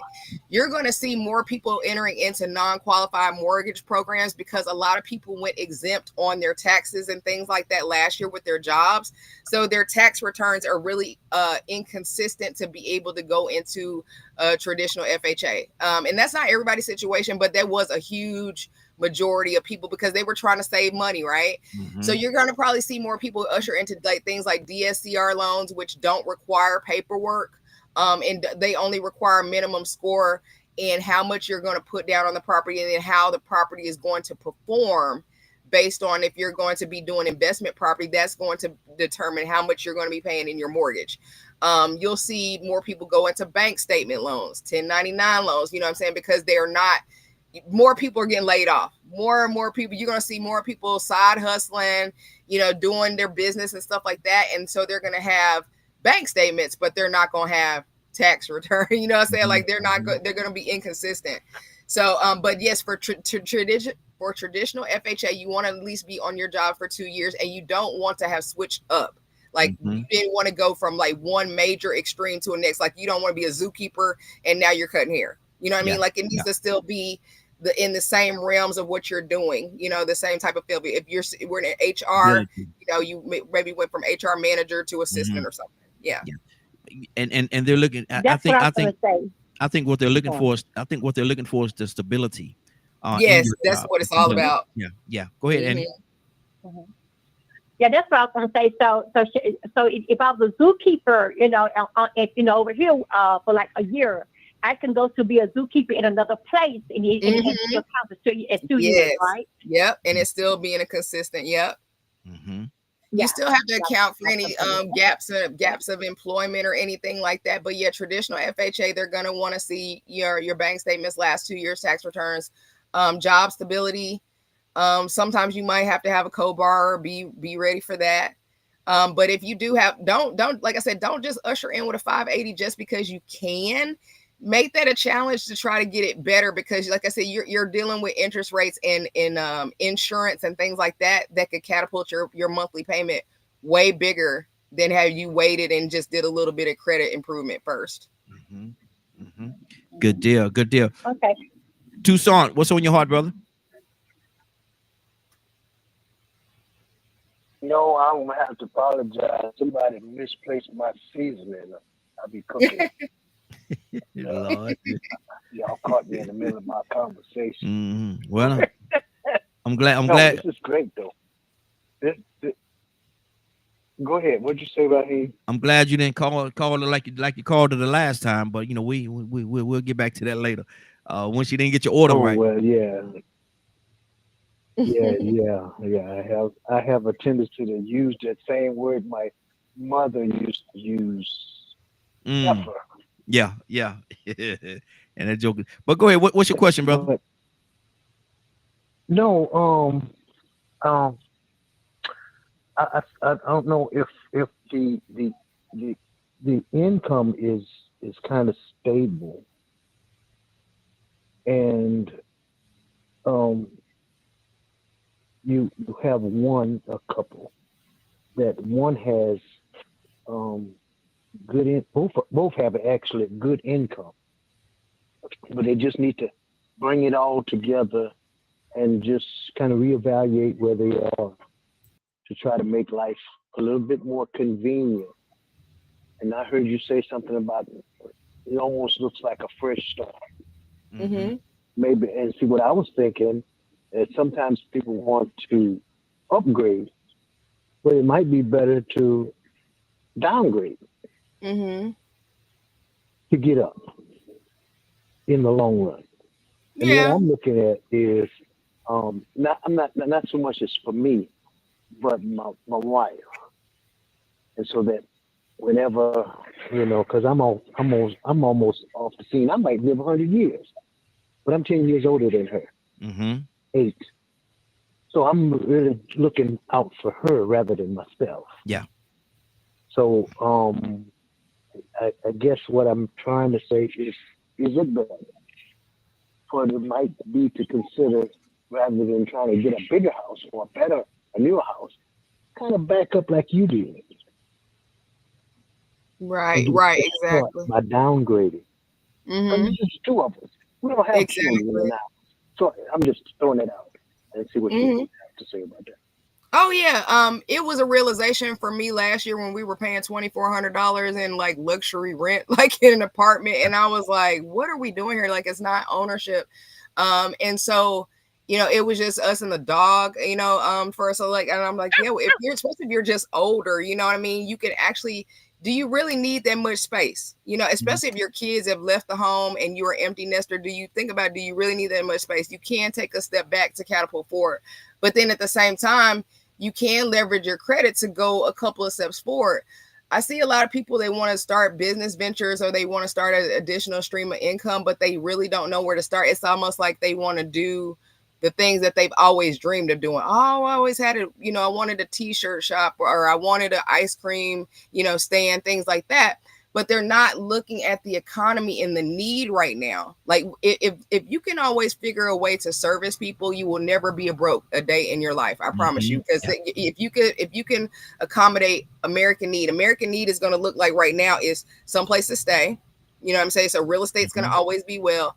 And then too, like if you're buying businesses that are already established, this is my hack that I teach to my business credit mentorship program. Most people aren't buying businesses that are already established. Some of us are boomers that are in their 50s and 60s and stuff like that are ushering out of the workplace, but they do not have their businesses. They don't have anybody to hand it down to. So what they do is they go ahead and go through sites like Biz Buy Sell, for example, and they're putting their businesses, their brick and mortar businesses up for sale. And they've already been analyzed by, CPAs, things like that. They've already looked at their finances and credentials to actually see how much money that particular business is generating. So doesn't it make sense to leverage your credit and buy something that you already know what the income is going to be? Or does it make sense to buy something and you shooting in the dark and hoping somebody's going to buy your t-shirts? Exactly. You see what I'm saying? Yeah. You want to go with what's going to make sense right now in where we're at and what the human need is. And like I said, if you find a way to service humans and or Americans too right now and what they need, I promise you that is the way to go. So it just depends, but the combination of the both, leveraging and delayed gratification, that's wealth right there, honey. That is wealth. That is the wealth. Yeah. I personally, I'm in an RV right now. I have not had a car in 2 years. I don't care about having a car. I'm somewhat of a digital nomad. I travel the world. If I need to go somewhere, I will take an Uber or I will get in the airport and go there. It depends on your lifestyle. I don't have, my child is grown. He's in his 20s or whatever. He's gone off. He's in LA. Again, it's just me and the dog. You know what I'm saying? It depends on if you're married, you know what I mean? And it's just y'all, consider stepping back. Do you really need all of that space? Like, think about that's the closet upstairs right now. When the last time you touched that stuff up in there? I bet you there's some money in there. I bet you there's some money that you could go ahead and put all that stuff on Facebook Marketplace and probably get caught up with a lot of credit card bills. But some people are so, gung on holding on to stuff. You're not even touching it. Yeah. You're not even touching it. Exactly. And downsizing and living in this RV has made me realize personally myself how much I don't need. And if you're interested in following my RV adventures and things like that, please follow me on TikTok. I do a lot of like content around like living, you know, and my adjustment on that too as well. So you can follow me there, Brandy Janelle on TikTok. But I do a lot of content around that too. Exactly. Tucson, you say you had another question? Yeah, you said dream, the thing that you really wanted to do. I just throw this out now. I do it. I have a food program. Okay, we feed the community,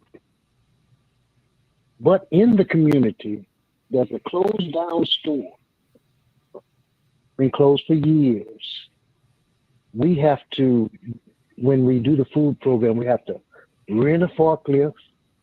We have to do some other things to try to get it done. But at the store, there's a dock. The store been closed for years. I'm thinking about combining all of that, get that store so that we can feed the community and have a nonprofit, get all of that together. But how does the bank look at that? Or your industry look at it and say, oh, we can help you with it? Yeah, nonprofits have a different ways too, also of obtaining funding. Like you could go through grant programs and things like that, but pretty much providing a community garden is definitely a way to go right now. So you'll probably find more people inclined to help you financially and through different financing programs to be able to get that done. So yeah, that's a definitely good avenue to go into. Good deal. Good deal. Leonard, talk to me, brother. Rico, come to you next. You can go right ahead to the next there, Raheem. You ain't got no more questions? No, I'm going to attend that webinar, and I'm looking at the products online. Okay. Oh, you doing research right now? Okay. Rico, talk to me, brother. Badger, coming to you next. Man, I love what she's saying, and then she's leading by example. She's in a way speaking about being conscious of not being such a huge wasteful spender. You know, y'all hear me say those words a lot, because the statistics show that we are the biggest wasteful spenders. That means we're not too cost conscious. We have a misplaced value system, and to build generational wealth or to maintain that, I know firsthand. I know people that had potential to do it and what their flaw was, and then people that actually did it. Most of the people that created it, they were practical. I'm gonna say humble. They were more reserved. They sacrificed a lot more. They didn't really worry about having the high price fashion things. They would just get what was necessary. And they would build and build and build. And sometimes you would see these people and they would be dressed plain. You know, maybe they have on polo, but it ain't too fashionable.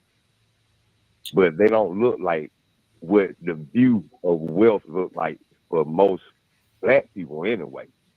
And so, you know, that's you know, that I love to see how she said that. I know another woman that's wanting to do the same thing. She's looking for an RV.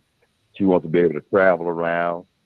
I like that idea of being able to travel around and see different places. You know, she's in a certain place in her life. She's single, and at the same time, it makes more sense. It makes more practical sense. Yeah. When you think about where your dollars go. And so I really love what she's saying, because when you start talking about financial literacy, and you start talking about generational wealth, we do have to understand the part that we play in not being able to attain wealth or get a good credit score.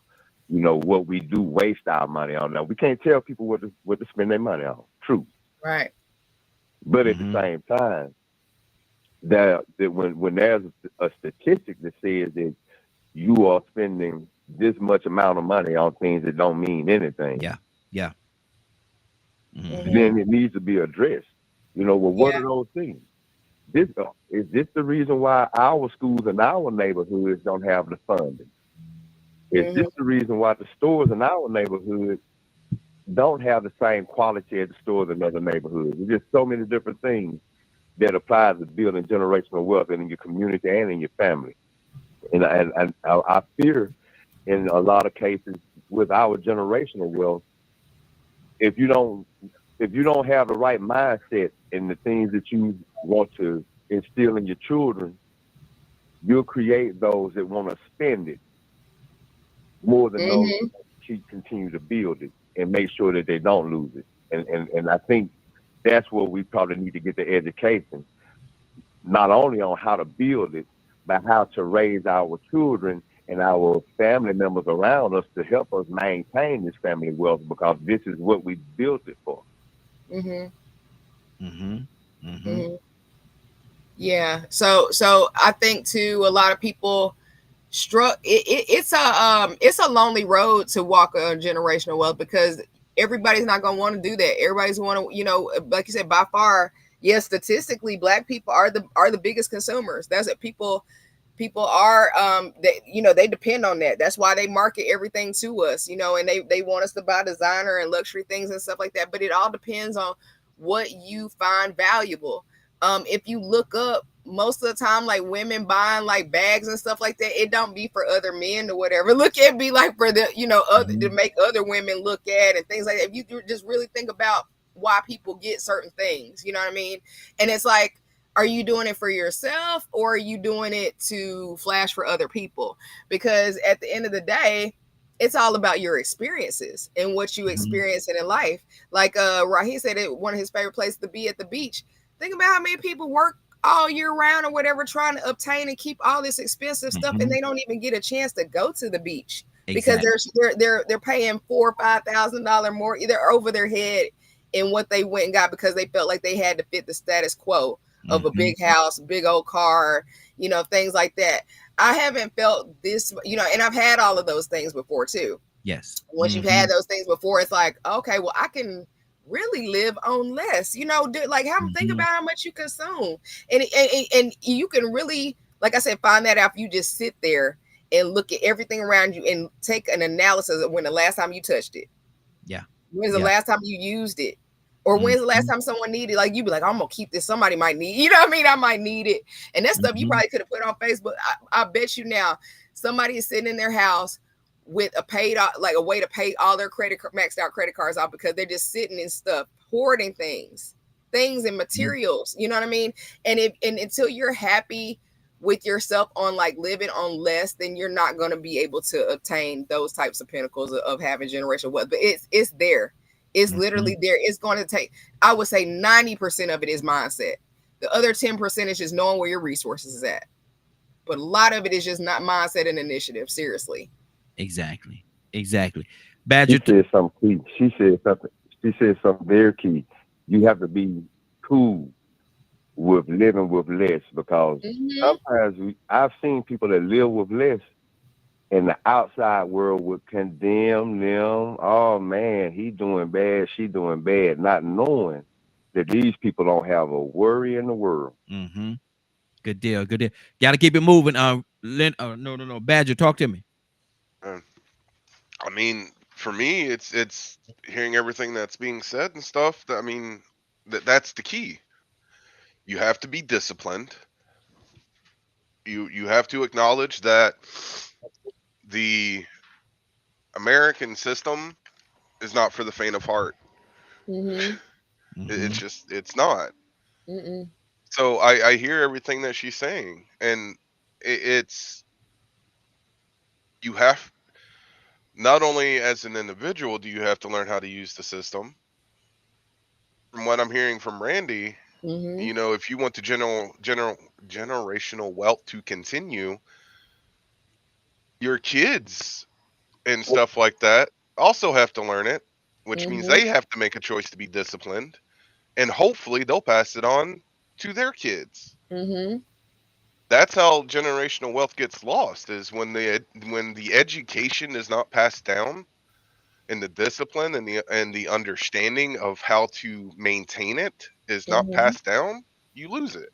Yeah. Am I wrong with that? Yeah, you're so right. So if you're able to, like most people, like I said, they stick tablets in front of their kids now. They don't try to teach it, but you got to keep in mind, most of the parents don't know any better either. They didn't teach this in school. You're fighting a system that was never for us. It was never, ever designed. This whole 5-hour work week, this whole working yourself in the ground, this whole never having time for your children or your family or just leisure, period, is not designed for us. We aren't supposed to be, our physical bodies aren't supposed to be tearing ourselves into the ground that much. So what do you, it's like, what do you do at this point? You have to, financial literacy is going to be the key pinnacle of learning what to do, how to do it, and then passing those that knowledge down to the children that's coming up underneath us. And to be honest, some of these children are killing it. They're like, you know, I've seen them on YouTube and these channels and things like that. They're making a lot of money every month, and it's like, hey, maybe you need to go back and teach some adults. You know what I mean? Yeah. But it does all start in the foundation and what you're putting before them, and you have to actually care, because they're not teaching this in school. So you have to find your resources, like I said, and what you're going to see now coming up by them dismantling the Department of Education and things like that, dismantling a lot of school programs and things like that to help them. You're going to see more educators move into the online space, like YouTube, TikTok, and things like that. And they're going to start educating from those standpoints. So yes, go to YouTube University, start learning.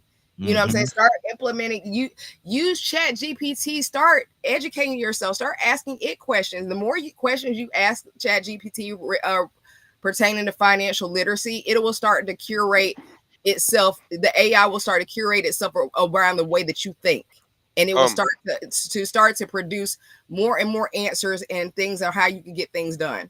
So most people aren't utilizing, like I said, where we're headed. They're still stuck back in like 1950 and 60 on how we're supposed to be doing things. And it's just not it. But yeah, you're right, Badger. Like you gotta definitely teach the children, because they're the next ones coming up.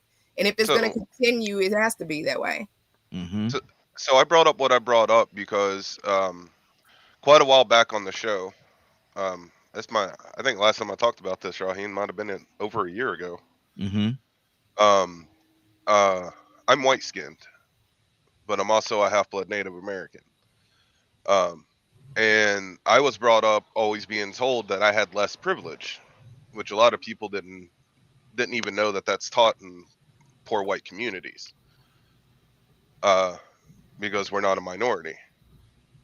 Do you feel that there are a lot of times where I'm going to say the isms are used to keep us distracted from learning what you've learned? Yes, there's distractions everywhere. If you think about it, and if you think about it too, every time we start to learn something, the goalpost is moved. That's why you got to stay on top of, but everything is coming against you to help there be a distraction. Every single component to just from what we're seeing, what we're surrounding ourselves around, what we're ingesting. I mean, even from the way, think about it. I just saw an article this week about even the things that we eat is causing ADHD in people. So if you're not familiar, ADHD can cause you to be in, functional freezes, not producing, actually doing more escapism than actually learning. You know what I'm saying? And that's what you're seeing people like now scrolling online for hours and stuff like that. Time like they said, so y'all, every little ism is definitely a distraction. It's by design too. You know what I mean? It's there to keep you from learning this, learning financial literacy, learning your different resources, and what they've got to have consumers, right? Yes, capitalism has to have consumers. So it's what can I do to keep y'all as consumers? I'm gonna feed, I'm gonna feed you everything that's gonna distract you mentally, emotionally. I've never seen so many people just can't focus. You know what I mean? It's a distraction. Exactly. So at the end of the day, Badger, we got to move on, brother. 508-924. You trying to make it a one-on-one conversation? 508-924-3521. 508-924-3521. Now, Brandon, let's go back to the beginning and talk about the webinar just a little bit to catch everybody up to speed. Maybe people that has just come on. Tell them about the webinar again. Yes, Soul Community Federal Credit Union will be hosting a Financial Foundation Warfare Series webinar starting on next Tuesday in a week, May 20th at 7:30 p.m. Eastern Standard Time. It will be led by keynote speakers Dr. Alexander Bedell, which is the head of the commercial and residential division at the credit union, and also Minister Bathsheba Francis. We are all mortgage loan officers.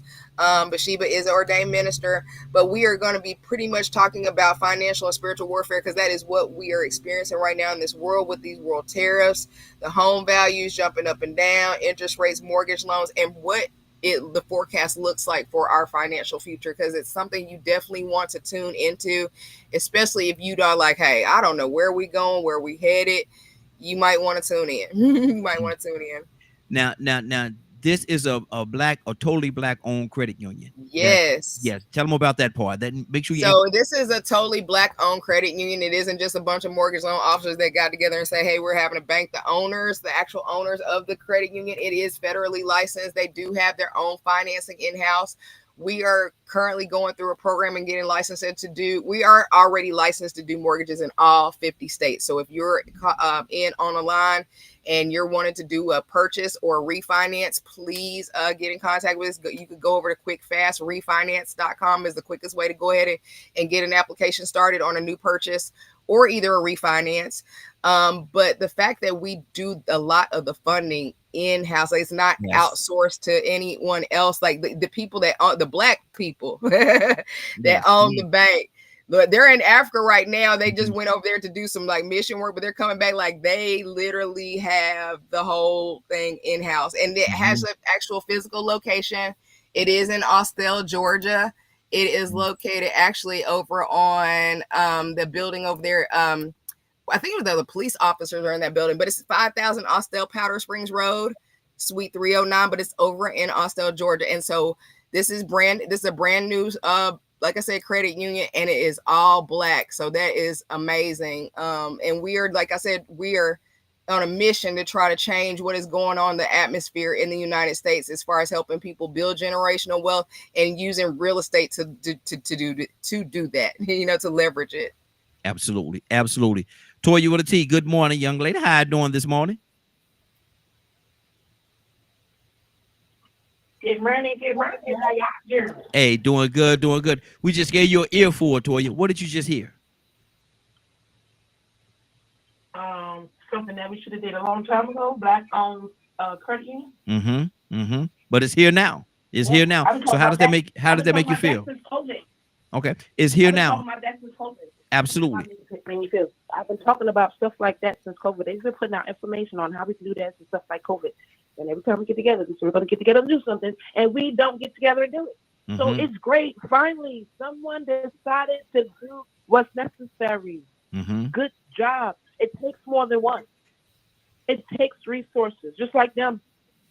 It takes things to get it moving. So I'm glad. Thank you, Lord. I already knew that all of this stuff was just a way to push black folks to greatness. You got to want it. Starve them, make them hungry. Maybe they'll be willing to go out there and do it. Keep sending them through trials and tribulations, because when the pain gets great enough, they'll get up and do it. We need more. Don't stop now. I'm sorry. I'm a different kind of person. You know, I dropped out of high school. When I got my bachelor's, that didn't impress me. I didn't go to my graduation. That didn't impress me. You should have been did that. Don't be walking around here, walking across the face. Oh, yeah, I finally got it at 42. Lady, you should have been got that. And I don't expect kudos for something that I should have already done. I don't look for kudos from anybody for something that's a part of my business, a part of a legacy. You walk around talking about, oh, we can't do this, we can't do that. Think on the system, think on this, think on that, think on this. And we still go pick up that Monopoly board and play on it. I'm elated that people got together and done this. Just like the black people that got together and bought the land in South Georgia and built their houses. It's like I'm elated that black people are starting to stand up. Let's go. It's about time. Excuse me if I don't have that, oh, yay, attitude. Don't be overdue. It's 2025. Martin and Malcolm have been dead since 1960. We've been slaves 400 years ago. I'm sorry. Great thing, but I'm not impressed. We need this across every state. You need one in every state, every city, every small county, every town. Let's go. Good deal. This is what I'm talking about. This is what they do. This is what we shop. This is where we buy it. And the only way to correct the problem is to make sure we keep the money in-house. And now that we have a place like this is how we keep the money in-house, and we grow from the inside instead of being needy, expecting for them to deliver us. Good deal. K with an E. Talk to me, sis. I'm listening. Look, I'm sharing. That's what I'm Okay, you sharing the information? I was sharing. But I think it's awesome. And like I said, it's, can't do nothing but go up. Because God do everything but fail us. And for you to be this for y'all to be this for, God is in it. So don't Absolutely. leave him out. As Absolutely. long as you keep him in it, you don't have to worry about failing. When you know he's talking to you, when you take a step back, that's God stepping you back. Not right now. I got something bigger, better. This is what you wanted. Let me show you what I got for you. When you Exactly. take that Wow. step back, that's God. He just be showing them, I got something for you. Everybody, you're going to go buy a car. When God tells me to go buy a car, I ain't in no rush to get no car. I get everywhere I need to get. And I don't have to ride the share fare. I have a free lift. Free. Good deal. Wherever I want to go. Wherever you want to go. Ain't nothing but God. Wherever I need to go. It don't cost me a dime. That's That good. ain't nothing but God. Yeah, there you go. There you go. So it's nothing's going up. And so all of us that's on here and all the listeners, this is your opportunity that they always say, we don't never get an opportunity. We get opportunity, we get chances every morning. He wakes us up and our feet is above the dirt. And we didn't get no bad news last night. That's another opportunity and that's another chance to get right with him. Because if you get right with him, this is where he'll take you. Look where Brandy is. Good deal. Good deal. Let's keep God this took thing her going. first. Absolutely. Absolutely. Let's keep this thing going. Let me go to Tucson. Talk to me, brother. Yeah, I just would like to commend you for your efforts. A lot of times we see each other going in the right direction and we post salt on it. That gets on my ever loving nerves. I just want to commend you and thank you for joining and giving us a whole bunch of helpful information. Nothing else. Thank you. Absolutely. Absolutely. Real quick, Ryan, too, I want to slide in because Alex just texted me too. He said, please remind everybody that we don't have any minimum credit score and your DTI can actually be all the way up to 65%. So definitely want to go to Quick Fast Refinance. If it's new purchase, even if it's new purchase, you still can get in there to do that. But Badger asked what DTI is. That's your debt to income ratio. So most people, their credit, like for example, the country is in a 1.4 credit card crisis. That means that everybody's credit card is maxed out. That will tend to have your DTI over 65%. You could log into your credit monitoring and you could see what actually your DTI is. Like if it says it's like 80 or 90, that's really high. That means that you need to pay down some credit cards or things like that. I do know some programs that do credit card consolidation where you could actually still use the credit cards and not close them. I know most debt consolidation loans will have you require you close the account and they pay them off. Well, we do have some resources where you can still keep them open. So like I said, definitely you want to attend, either jump on my calendar or call me. But debt to income is that's what keeps people from qualifying for houses. It ain't really so much credit score, it's the DTI. If your assets are less than what your expenses are, that can knock you out the box. So it has to be a balance. So we will accept anywhere up to a 65%, and that's a huge threshold because most people want you at least like 35, and under. Good. Yeah, absolutely. Absolutely. Man, it's a wealth of information. And Brandy, I definitely appreciate you coming on with us and sharing this information and sharing the information about the webinar. And it's going to help a lot of people across the board. And see, my thing is, you don't have to be. Let me tell y'all something, because we broadcasting globally right now. We all over the world. We all over the world right now, be it internet or Roku TV and different things. We all over the world. People are hearing us all over the world right now. And I want to say to each and every one of you, you don't have to be in Georgia. You do not have to be in Georgia for this to work and to work for you. Yep. California, New York, Oklahoma, it don't matter. All 50 states. Jamaica. No, I don't know if y'all. Hey, but you know what Brandy can help you do if you're interested in leaving the country, which a lot of people are. Yes. I can help you though with the income resources by leveraging your credit and either building a business credit so that you can do that. So you still need to come talk to me, whether you're trying to live here or not. Because a lot of people ready to get up out of here. Yeah. I'm looking at dual citizenship myself. I ain't even gonna lie to you. You know me. I'm a world traveler though. I like to go. So so there I do have resources for people that are looking to leave too, and also funding too. That's something that I perform too, is helping people get the money. I got a few of my friends live over there in Thailand, and they told me to come on over there. Yeah. They say, Raheem, you missing the boat, brother. Come on over here to Thailand. They doing very, very well for themselves. I got 3 or 4 good friends that moved to Thailand. Been over there for years now. They ain't just go last week. They've been over there for years. And they say, look at here, Raheem, you need to come on over here, man. You and your wife come on over here. I got my passport. I'm really considering it.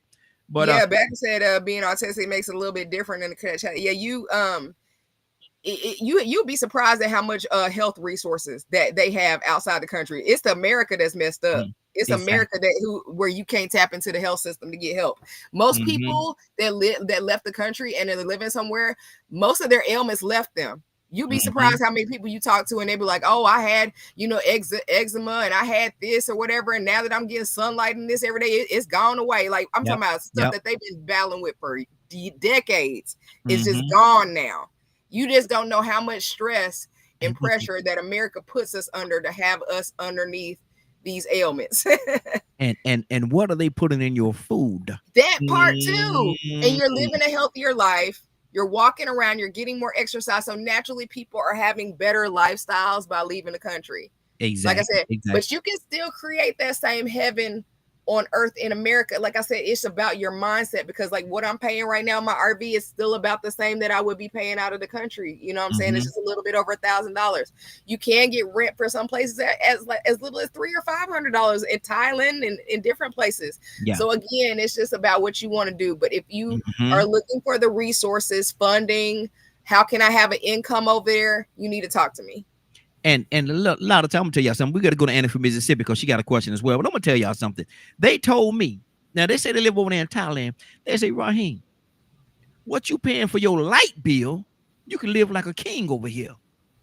Light bills sometimes anywhere from $200 to $500. Sometimes my light bill be right at $500. Take that $500, move it to Thailand. You ain't. They say we ain't even gonna talk about what you're paying for your mortgage, just what you're paying for your light bill. You can live like a king over here. Hey, Raheem. Yeah. I looked up the price of Sprite in Thailand. Yeah. Because my son was a friend was over there talking about he done moved over there. He's living good. So I looked it up. Sprite was 25 cents. I was like, oh my God. See what I mean? See what I mean? Come on now. Now when the last time you look at here. Man, Annie from Mississippi, talk to me. Y'all gonna have me acting outside of myself today. Annie from Mississippi, talk to me. Yeah.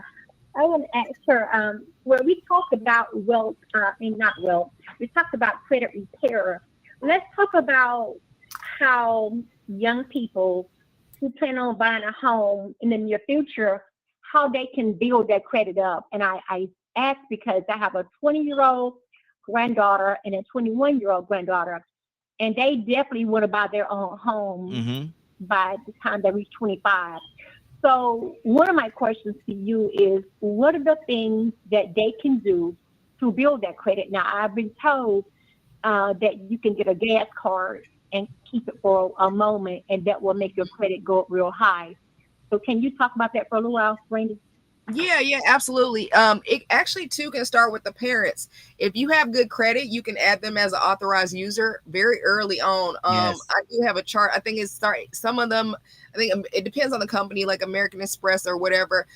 You can add them as young as 12 and 13 years old. And then by the time that they mature, and again, they're not accessing your card by doing this. They're not using up your credit. Now, when you add them as an authorized user, you're going to keep that card in the drawer for them, or either you could cut it up, but they're just piggybacking off of your good credit history by doing that. So you don't, of course, you want to make sure you're paying on time, but by the time that they graduate high school or getting ready to go into college, they're going to already have an optimized credit score to be able to go ahead and get a apartment, car, whatever, that they want, because you went ahead and did that. Another thing too, like you said, if like a little gas card, if they are 16 or something driving around now, You could go ahead and get them a little gas card. You can also do that gas card on a business for them. Go ahead and establish them an LLC, and then that way they'll already have established business credit as well if you want to use the gas card. And a secure card will always be king. A little $300, $500 card, instead of buying them some $300 shoes, put that $300 on a card. Make them pay their gym membership through it. Make them pay their car note through it. Yeah. And then not their car note, their phone bill, because I know all these kids got phones. So make them pay at least that every month and get in the habit of paying that off through their little job. And I promise you, by the time they're in high school or going into college, they're going to have almost close to an 800 credit score. Now, explain to the people the difference. Explain to people the difference between a secure and an unsecured. I'm coming back to Yanni. I'm sorry about that. Explain to them the difference between a secured and an unsecured credit card. A secured credit card is when you're putting up your own money towards the balance. And then once it matures, like you've made at least 6 months of on-time payments, the bank will normally, like if you do it like through Discover or Capital One, which have some of the best secured cards on the market, for example, especially for young people, by the time it's 6 months in, they'll go ahead and give you that deposit back. Let's say you did $200 or $300 on, they'll go ahead and give you that $200 or $300 back and then graduate you over to a unsecured card. So that at that point, that's when you start to get credit limit increases and things like that. They might go ahead and give you $1,000 now, because you started with it $200 or $300. A big hack too, if you want to go ahead and start building a relationship with a bank, is to go ahead and get their secure card product and prove to them that you can make on-time payments. That's going to help usher you into better mortgages, loan approved, personal loan approvals, auto loan approvals, and things like that. It's all about relationship. And I will say this: try to stay away from a lot of these I like to call them predatory credit card lenders, like like the ones that have huge percent interest rates, First Premier, Destiny Card, Credit One or whatever. Try to stay away from them, and try to go for some, like I said, the ones that are actually belong at a credit union, because what you don't know as an underwriter, as I'm an underwriter, right? Because I look at mortgages, but as an underwriter, I can tell you what they look at. They look to see if you're desperate enough to go get a card like that, or if you're disciplined enough to go the gusto and build it correctly. I'm telling you, they look at that more than just your credit score nowadays. Absolutely. 508-924-3521, 508-924-3521. We have the thrill, honor, and the pleasure of talking to Ms. Brandy Janelle. I'm gonna say Brandy Green. I gotta get used to using that name. Man, I've been knowing her for quite a while, man. As a matter of fact, she used to be a part of the Morning Glow quite a few years ago. Then she started traveling and just left us behind. But she and I talk about that off air. I'm surprised she didn't say nothing, but anyway, I was waiting on some comeback. But yeah, they're actually have started a black-owned credit union in Austell, Georgia, doing everything, all the bells and whistles, how they say the thing, they are FDIC, they have all that, so you ain't got to worry about your money getting lost. They have all that insurance, everything is in place. It's a real legitimate credit union that is totally black owned. They're having a webinar next week Tuesday at 7:30 p.m. Eastern Standard Time, and we have a link. As a matter of fact, I'm gonna put the link back up here where you can actually go and register for that particular webinar. And there's a wealth of information that's coming forward. I appreciate it, and I hope and I pray that you do as well. Brandy, what's on your heart?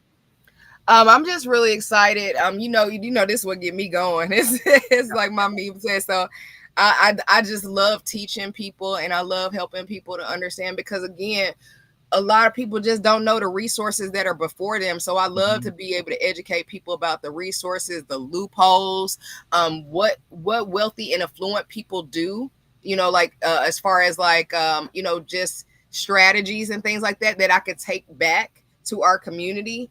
So I've loved this morning. It's been absolutely amazing, and the questions have been amazing too. So I'm just excited. I'm excited to help people this year and beyond. And I know a lot of people are excited about being able to be helped, because a lot of people want to get out of the situation that they're in, and they didn't really see a way out. Yeah. Ladies and gentlemen, brothers and sisters, this is your way out. This could very well be your way out. Take advantage of it. Take advantage of it. Rico, talk to me, brother. Rico, you there? I tell you one thing I love most about this conversation, man, is I love her enthusiasm as she's talking about this. I wish more people had this enthusiasm and this interest in what she's talking about, because they want the outcome of what she's speaking of. Everybody wants that same outcome, that wealth. But if you listen to what she's saying, it's a lot involved with it. It's a lot of work involved, a lot of discipline, and it's fast paced. You know, I heard people mention about how the goalposts are moved and how it wasn't meant for us. You know, these different things, these obstacles that we have to overcome. It's a full-time job. Yeah. It's a different job than the 5-hour or the 8-hour work week. You know, but that you put that along with it, and I'm wondering, how is it that you find how is it that you maintain your spiritual balance? You know, I know you have it because you were able to sacrifice and what you say, downsize. You know, when you notice that in somebody, you know, you do understand that they have found a balance. They understand how to maneuver in that fast-paced world that we live in, that to succeed in it. But they also understand how to not get consumed by it. So how do you keep from being consumed by it? Because most people are consumed by it. And then I have a second question, because you talked about change and older people not wanting to change. And, you know, in our society, Black society, a lot of times Black people didn't listen or believe it unless a white person told them. That's another way we lose our generational wealth. It's been hard for me to get my mom to listen to some of these things that you've been talking about. Because she's never been really involved on the financial end of things. My stepfather was, and he passed away. And so it's like, she really just sat back and just, you know, let him handle all the business, so to speak. How is it that you get through to people that really still are stuck on the old ways of doing things, because if it ain't broke, don't fix it? Yeah, absolutely. I'm glad you asked me that. Let me just give you a little synopsis of things that I just been through in this past couple of years, and how I had the fortitude to make it through. I've lived a pretty much very public life in this past 2 or 3 years. Raheem knows I had a husband, and we were on a path to build generational wealth. I am now divorced as of last year, but I had to go through a very public humiliation of sorts, you know what I mean, as far as like in an online space, because we have built our life in front of an audience. And I had to deal with, you know, his family, you know, looking at, you know, and they still watching me, and, you know, my family. It's a lot of different things. And then my brother passed away, God bless his soul. My only, you know, baby brother, he had a horrific motorcycle accident, got ran over by an ambulance. You know, my son, you know, he was having issues and things like that as far as depression and drugs. So he's dealing with rehab right now. And I'm going to tell you, the only thing that has really, truly kept me has been the Lord. Like, if you do not have a fortitude to believe into him, and knowing that anything that he is taking you through is to grind you and to make you, just don't know what he has for you on the other side of why he's taking you through these things in order to grind you. Like anything, like you grind iron against iron, right, to make it sharp. You know what I mean? So God is going to give you tests and trials and things like that. I mean, these things have literally like broken me, or at least you would think they should have broken me. Because a lot of people like, how are you still showing up for yourself? Like, I had no idea you were going through that. Because I wake up every day with the intention of, God, I'm in your image. I'm here to serve my people. And whatever you have before me, that's just what it's gonna be. And my faith in God is so strong, and that's what keeps me doing what I'm supposed to be doing. Yes, absolutely. And when it comes to your loved ones and your family and things like that, I've had to leave pretty much everybody behind. It is a lonely walk. I ain't gonna lie to you. And a lot of people, if you're not mentally strong, that's why they can't do it. That's why they can't do it. And it's because they don't want to leave nobody behind. They want to take everybody with them. You're gonna have to sometimes, what Kendrick say, you got to pull up and show them. You know what I mean? Sometimes you're gonna have to go ahead of them and go ahead and do it yourself. And then now they're gonna come along. That's normally how people think. they want to see it first. Yeah. They want to You see know. what you, okay, well then you go ahead first or whatever you do it, then I'm gonna come along. It is like that with your elders, and it maybe some of you are like wanting to relocate out of the country, you want to do that, you might go ahead and have to do that and just go ahead and get it and then let them see. Then you can go ahead and bring your mama and your grandma on and stuff like that later. I'm seeing a lot of people having to do that. The family compound situation, a lot of families can't get along on it, and that would be an excellent resource for a lot of families right now to go ahead and get on one page and just have a big old strip of land and everybody living on it, pop up some Amazon houses, store it, whatever. You know, and just have that as a family compound. But oh no, you know, we don't want to live too far. Just go ahead and start it. Just go ahead and get the land. Yeah. You don't have to start building, just get the land. If you make one step forward, I promise you, people will start to follow you. And like I said, it's about leading by example. And there you go. And sometimes you got to take that lead. And you know why, Brandon? Sometimes you got to take that lead. I'm going to tell you why. Yep. They not like us. They not like us. Exactly. Kendrick said it. Yeah. They not Kendrick like said it. But exactly. you definitely, you just have to have, I mean, and the thing about it though, every time I let go of something, God promoted me 10 times more than I imagined. Like I just let go of a recent relationship again, like after my marriage, like I just recently, I promise you in this month have let it go. And I got this promotion at the credit union. Wow. And my God, I just was like, I see what you're doing, God. Okay. If this is what it's going to take, what else I got to lose? Come on. You know, like take it away. That prayer, that removal prayer is a Rico sweep. Whatever it is, take it away. Whatever's going to promote me and whatever's going to help me to live within my purpose, Lord, take it. You know what I'm saying? Be okay with losing things. Be okay with taking a step back to take a step forward. Most people are so afraid to lose things and people and materials. I promise you, every time I have lost it or gave it up on purpose, I got 10 times back in return, 100 times back in return. And sometimes I tell people all the time, God got 3 ounces, man. Yes, no, or not right now. Yes. And then not, then not right now could very well be because of the fact that I'm not going to bless the company that you're in. Yes. I have a blessing for you, but I'm not going to give it to you until you remove yourself from the company that you're in. Because God saw those conversations that was going on behind your back. God seen what their intent was for you. And he is not going to leave you or forsake you into somebody that has ill intent for you. So sometimes you got to be okay with that no. And sometimes it's going to look like your spouse. And sometimes, you know what I'm saying, that might be the enemy in your life. I promise you. Because for me, it had been. I didn't know I needed to walk. I thought I needed a husband, and that still might not be my future. It still might be a husband for me. You know what I'm saying? But you got to be okay with what right now. Either you say is yes, no, or not right now. Exactly. We got a caller from the 404 area code. What's your name? Where you calling from? Snow calling from Georgia. Snow in Georgia. Hey, Snow in Georgia. How you doing? I'm all right. I'm just on the line listening. I was referred to you all. Okay, good deal. Well, good to have you. Definitely good to have you. And if you have a question, let me know, and I'll come back to you. Tucson, what's on your heart, brother? Talk to me. Oh, I'm sorry. I said I was gonna go to Badger too. Badger, I'm coming to you next. I apologize, brother. Go ahead, Tucson. I just heard her say land. I came back on and I heard her say land.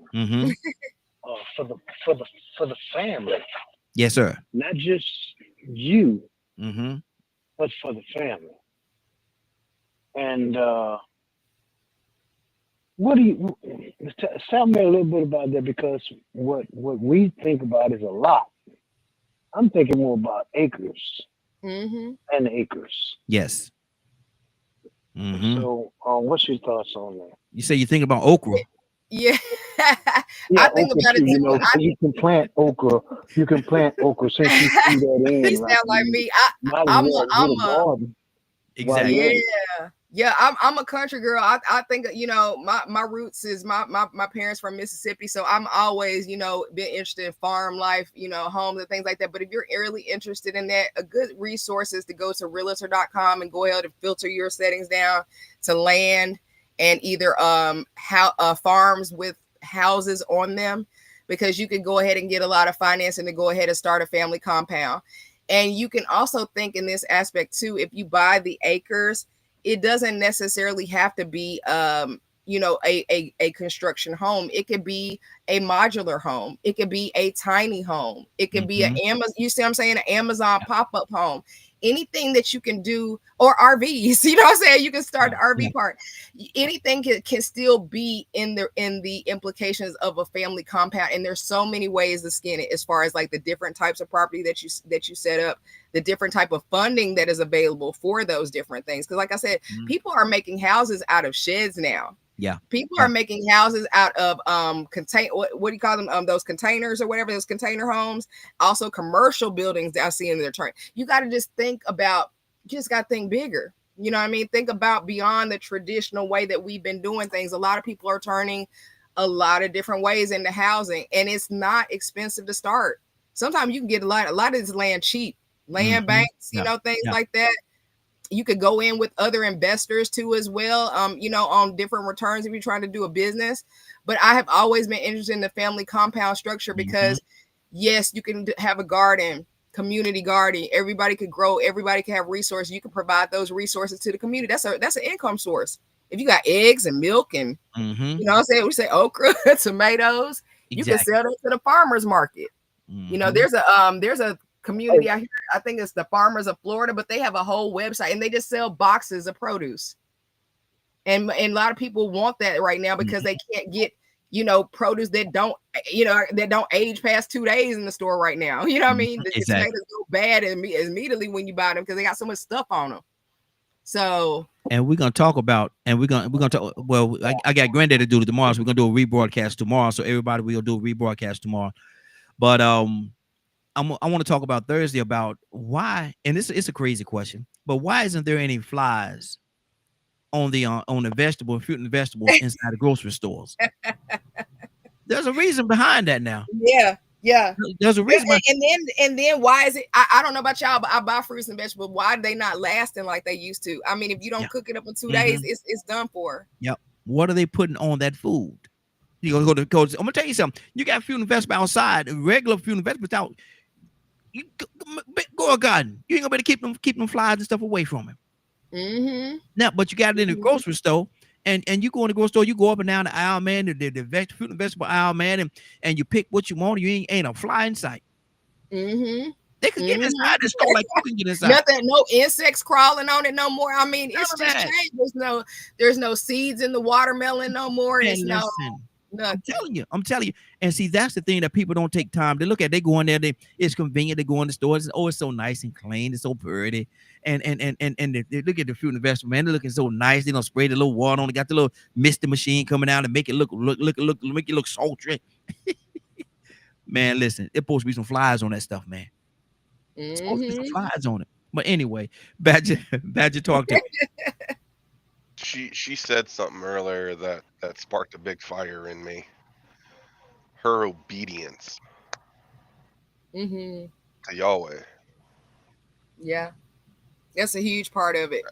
Like my day is so structured. Like you would think, just by me working for myself, I probably stay in bed till not. No, I get up, I do my 10,000 steps, I get my coffee. Like it has to be routine. It has to be consistency in your life and also discipline to see it through. It sucks sometimes, you want to go out and you want to take this trip and you want to do this and stuff like that. Delayed gratification has really gotten me extremely far. Like I said, taking a step back has catapulted me a couple of steps forward where, now I can go off with my girlfriend for a weekend somewhere or something like that, because I took a step back, you know what I mean? So you have to think about just where can you show up and apply the discipline in your old life. Maybe it's their routine of exercise you haven't started yet. You bought them weights or whatever and you didn't pick them up since, you know what I mean? Or that water you say you're going to start you supposed to drinking a gallon of water every day. Where is that at? You know what I mean? The discipline starts in small steps and then it gets to the bigger steps. Exactly. And Badger. No, I had more, but she cut me off. Oh, I'm sorry. I just didn't want to interrupt her. No, I'm sorry. Go ahead, Badger. I'm sorry. Because what I was hearing and what I've heard everything about what you've been sharing today is how Yahweh's been a part of every single step. You've constantly gave glory to Yahweh. You've stayed away from greed.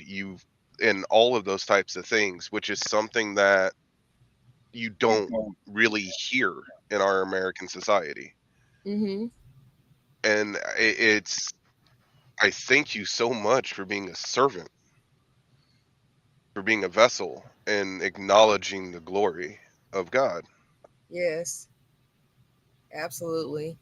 And I just Abs- don't want that to be overlooked for anyone listening or anything, because you're an example. You're another example of what walking in an obedience mindset can do, not just for self, Mm-hmm. but the accountability to others. yes. Absolutely. Good deal. Good deal.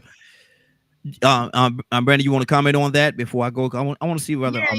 I go ahead. just want to say, if you're looking for that inspiration to get to walk on that path of discipline with the Lord, it's gonna take you getting tired of you.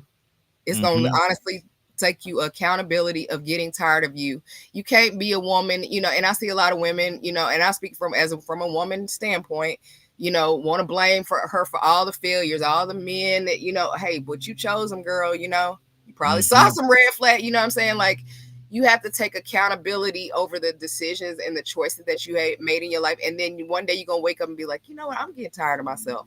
I'm gonna Mm-hmm. change this. You know Yeah. what I mean? Nobody else is gonna change that for you besides you. You know what I mean? Nothing else. And sometimes things, can happen in your life though, can be the catalyst for that. Like for me, it was my divorce, my brother dying. You know what I mean? Being a little bit misplaced and have to rearrange around behind a divorce, things like that, losing everything. Mm-hmm. But me losing everything was like, hey, did I really even need that? I lost my house and my car. I was like, did I even really need that? And so Yes. when I started back rebuilding, this is what it looked like now, living on less or whatever with an RV. I don't really need a car. I work from home. Do I need a car right now? No, I don't need Mm-hmm. that. You know what I mean? So sometimes events and take that, whatever I would say, discord that's going on in your life, and use that as a catalyst to get up and make a change and Mm-hmm. walk a life of discipline with the Lord. Absolutely. Absolutely. Man, I'm looking at the clock. We got about 6 minutes before we get out of here. Tell them again before we leave all the information about the webinar that's coming up and how they could be a part of that, as well as the credit union. Yes, absolutely. If you're just tuning in or just tuning into it, it's Soul Community Federal Credit Union. It is a all-black credit union located in Atlanta area, in Austell, Georgia. We do service all 50 states. As far as new purchases, refinances, it's going to be more than mortgage though. Like I said, auto loans, banking, just all traditional credit union banking. But our event coming up is going to be the Foundation of Financial Literacy series, and this is going to be the first of many webinars that we do. But we're going to cover, again, world tariffs that's going on, the financial and spiritual warfare that everybody is experiencing right now, different home values and mortgage loans that are across all 50 states, and what our financial future is going to be looking like. And it's going to be held by, I'm the host, but our keynote speakers are going to be Dr. Alexander Bedell. He is the head of the commercial and residential division over at Soul Community, and also Minister Bathsheba Francis. She is also a mortgage loan officer, and she is ordained minister. So you're going to be in for a treat as far as understanding the financial and spiritual landscape that we are going on right now in 2025. Absolutely. Absolutely.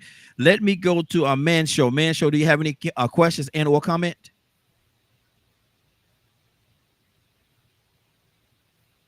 Man Show, are you there? Okay. Tucson, talk to me, brother.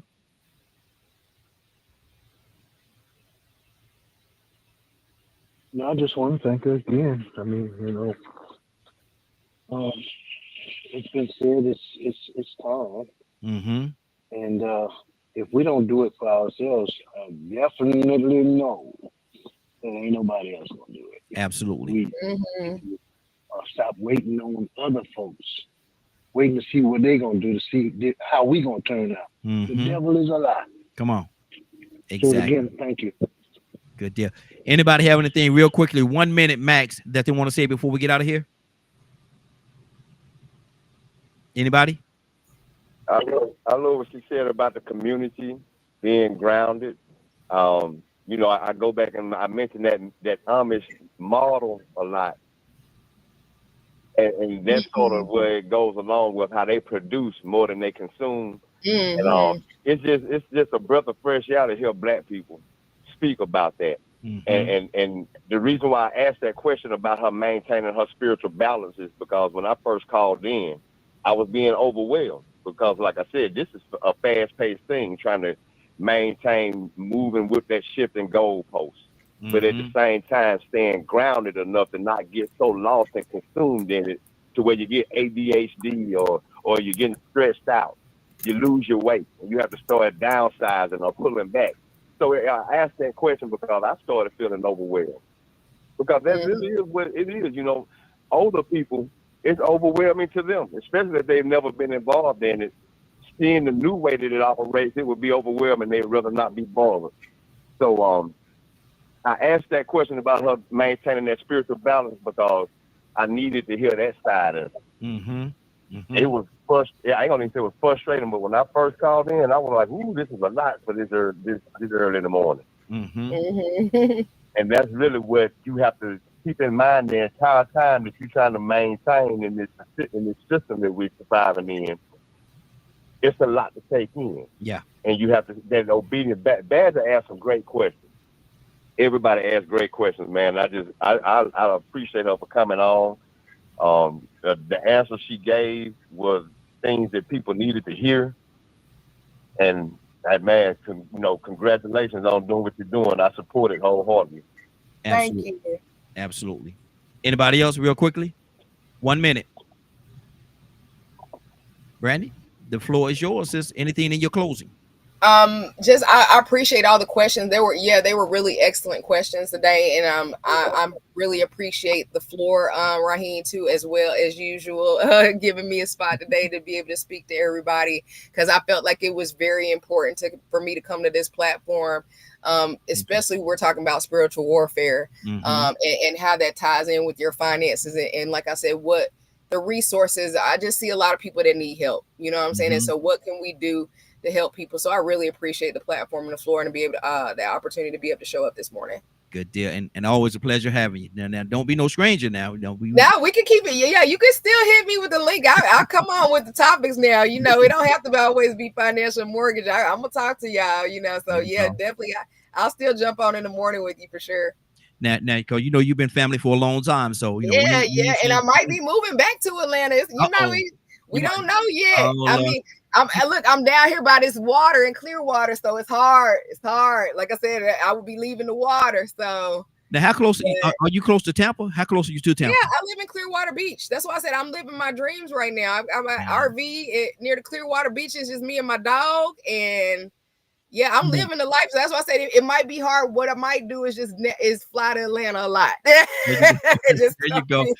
But we're gonna be my wife and I. We're gonna be in Tampa next month. We're gonna be in Tampa. Okay, well, hit me up because so Tampa Clearwater is still the same area. It's still the same area.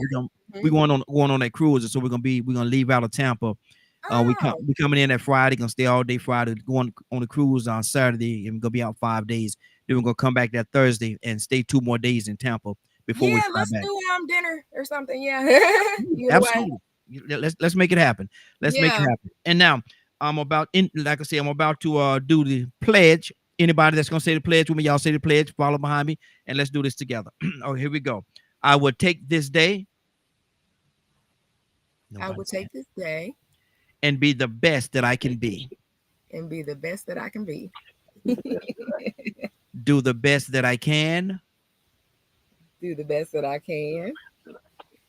And help as many people as I can to do the same thing. And help as many people that I can to do the same thing. I promise to do it with love. I promise to do it with love. Compassion. And the grace of God. And the grace of God. And the grace of God. Giving him all the honor. Giving him all the honor.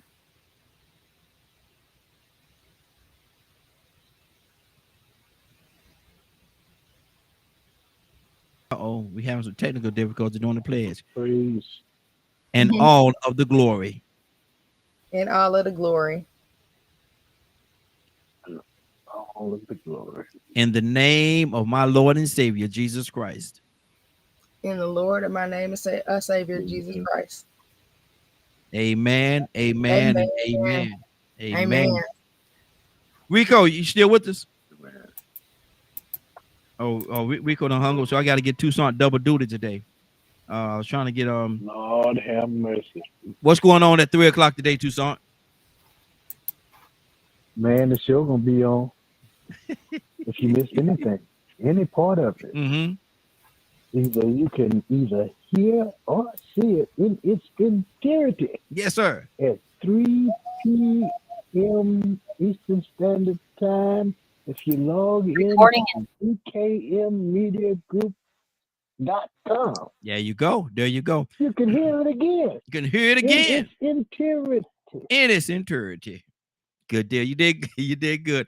I'm gonna take you off. I'm gonna take you off the I'm gonna take one of your jobs away from it, and I'm gonna go to Brandy. Brandy, I'm putting her on the spot for real. Brandy, you there? Brandy, are you there? Oh, she might have went to another line or something. I thought I heard some talking.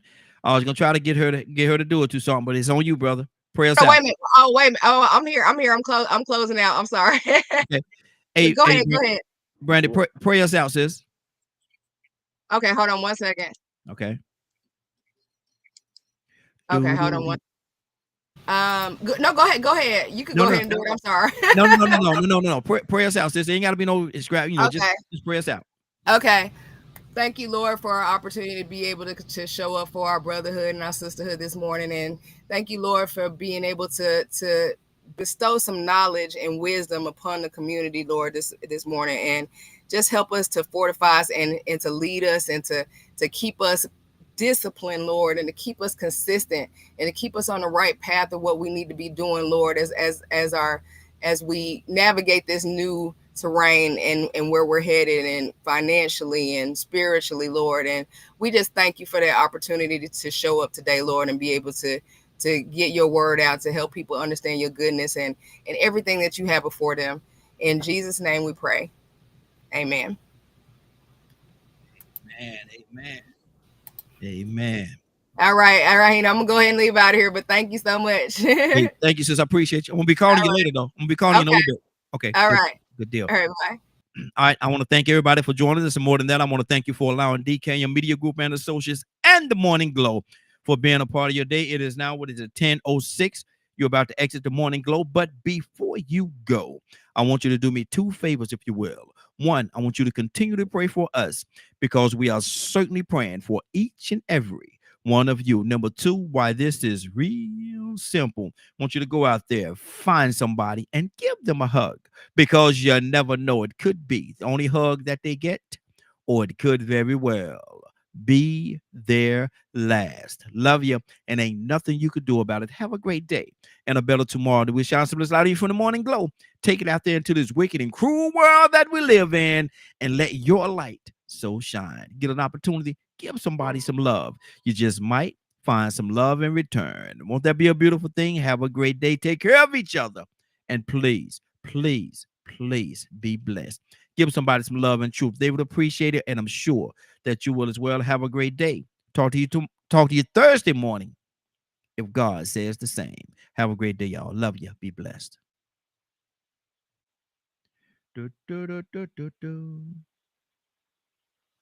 Welcome to the stage where hearts unfold in the morning glow, stories untold. Let's paint with words, a masterpiece of art, where dialogues bloom, igniting in every heart. Let's tap into the ocean of thoughts, where waves of healing gently salt. Let's paint with words, a masterpiece of art, where dialogues bloom, igniting every heart. Let's dive into the ocean of thoughts, where waves of healing gently sought. Together we'll mend, stitch by stitch, in the morning glow. Let's make the switch. A symphony of voices, harmonizing the air, echoing truth, banishing despair. Let's sow seeds of unity, watch them grow in this garden of hope under the morning glow. Let's bridge the gaps, erase the line. In the tapestry of hearts, let love shine. With every word, a step we take towards a brighter dawn for all our sake. Welcome to the morning glow, where dreams take flight in this realm of possibilities. Let's unite, together we stand, hand in hand, healing the nation across the land.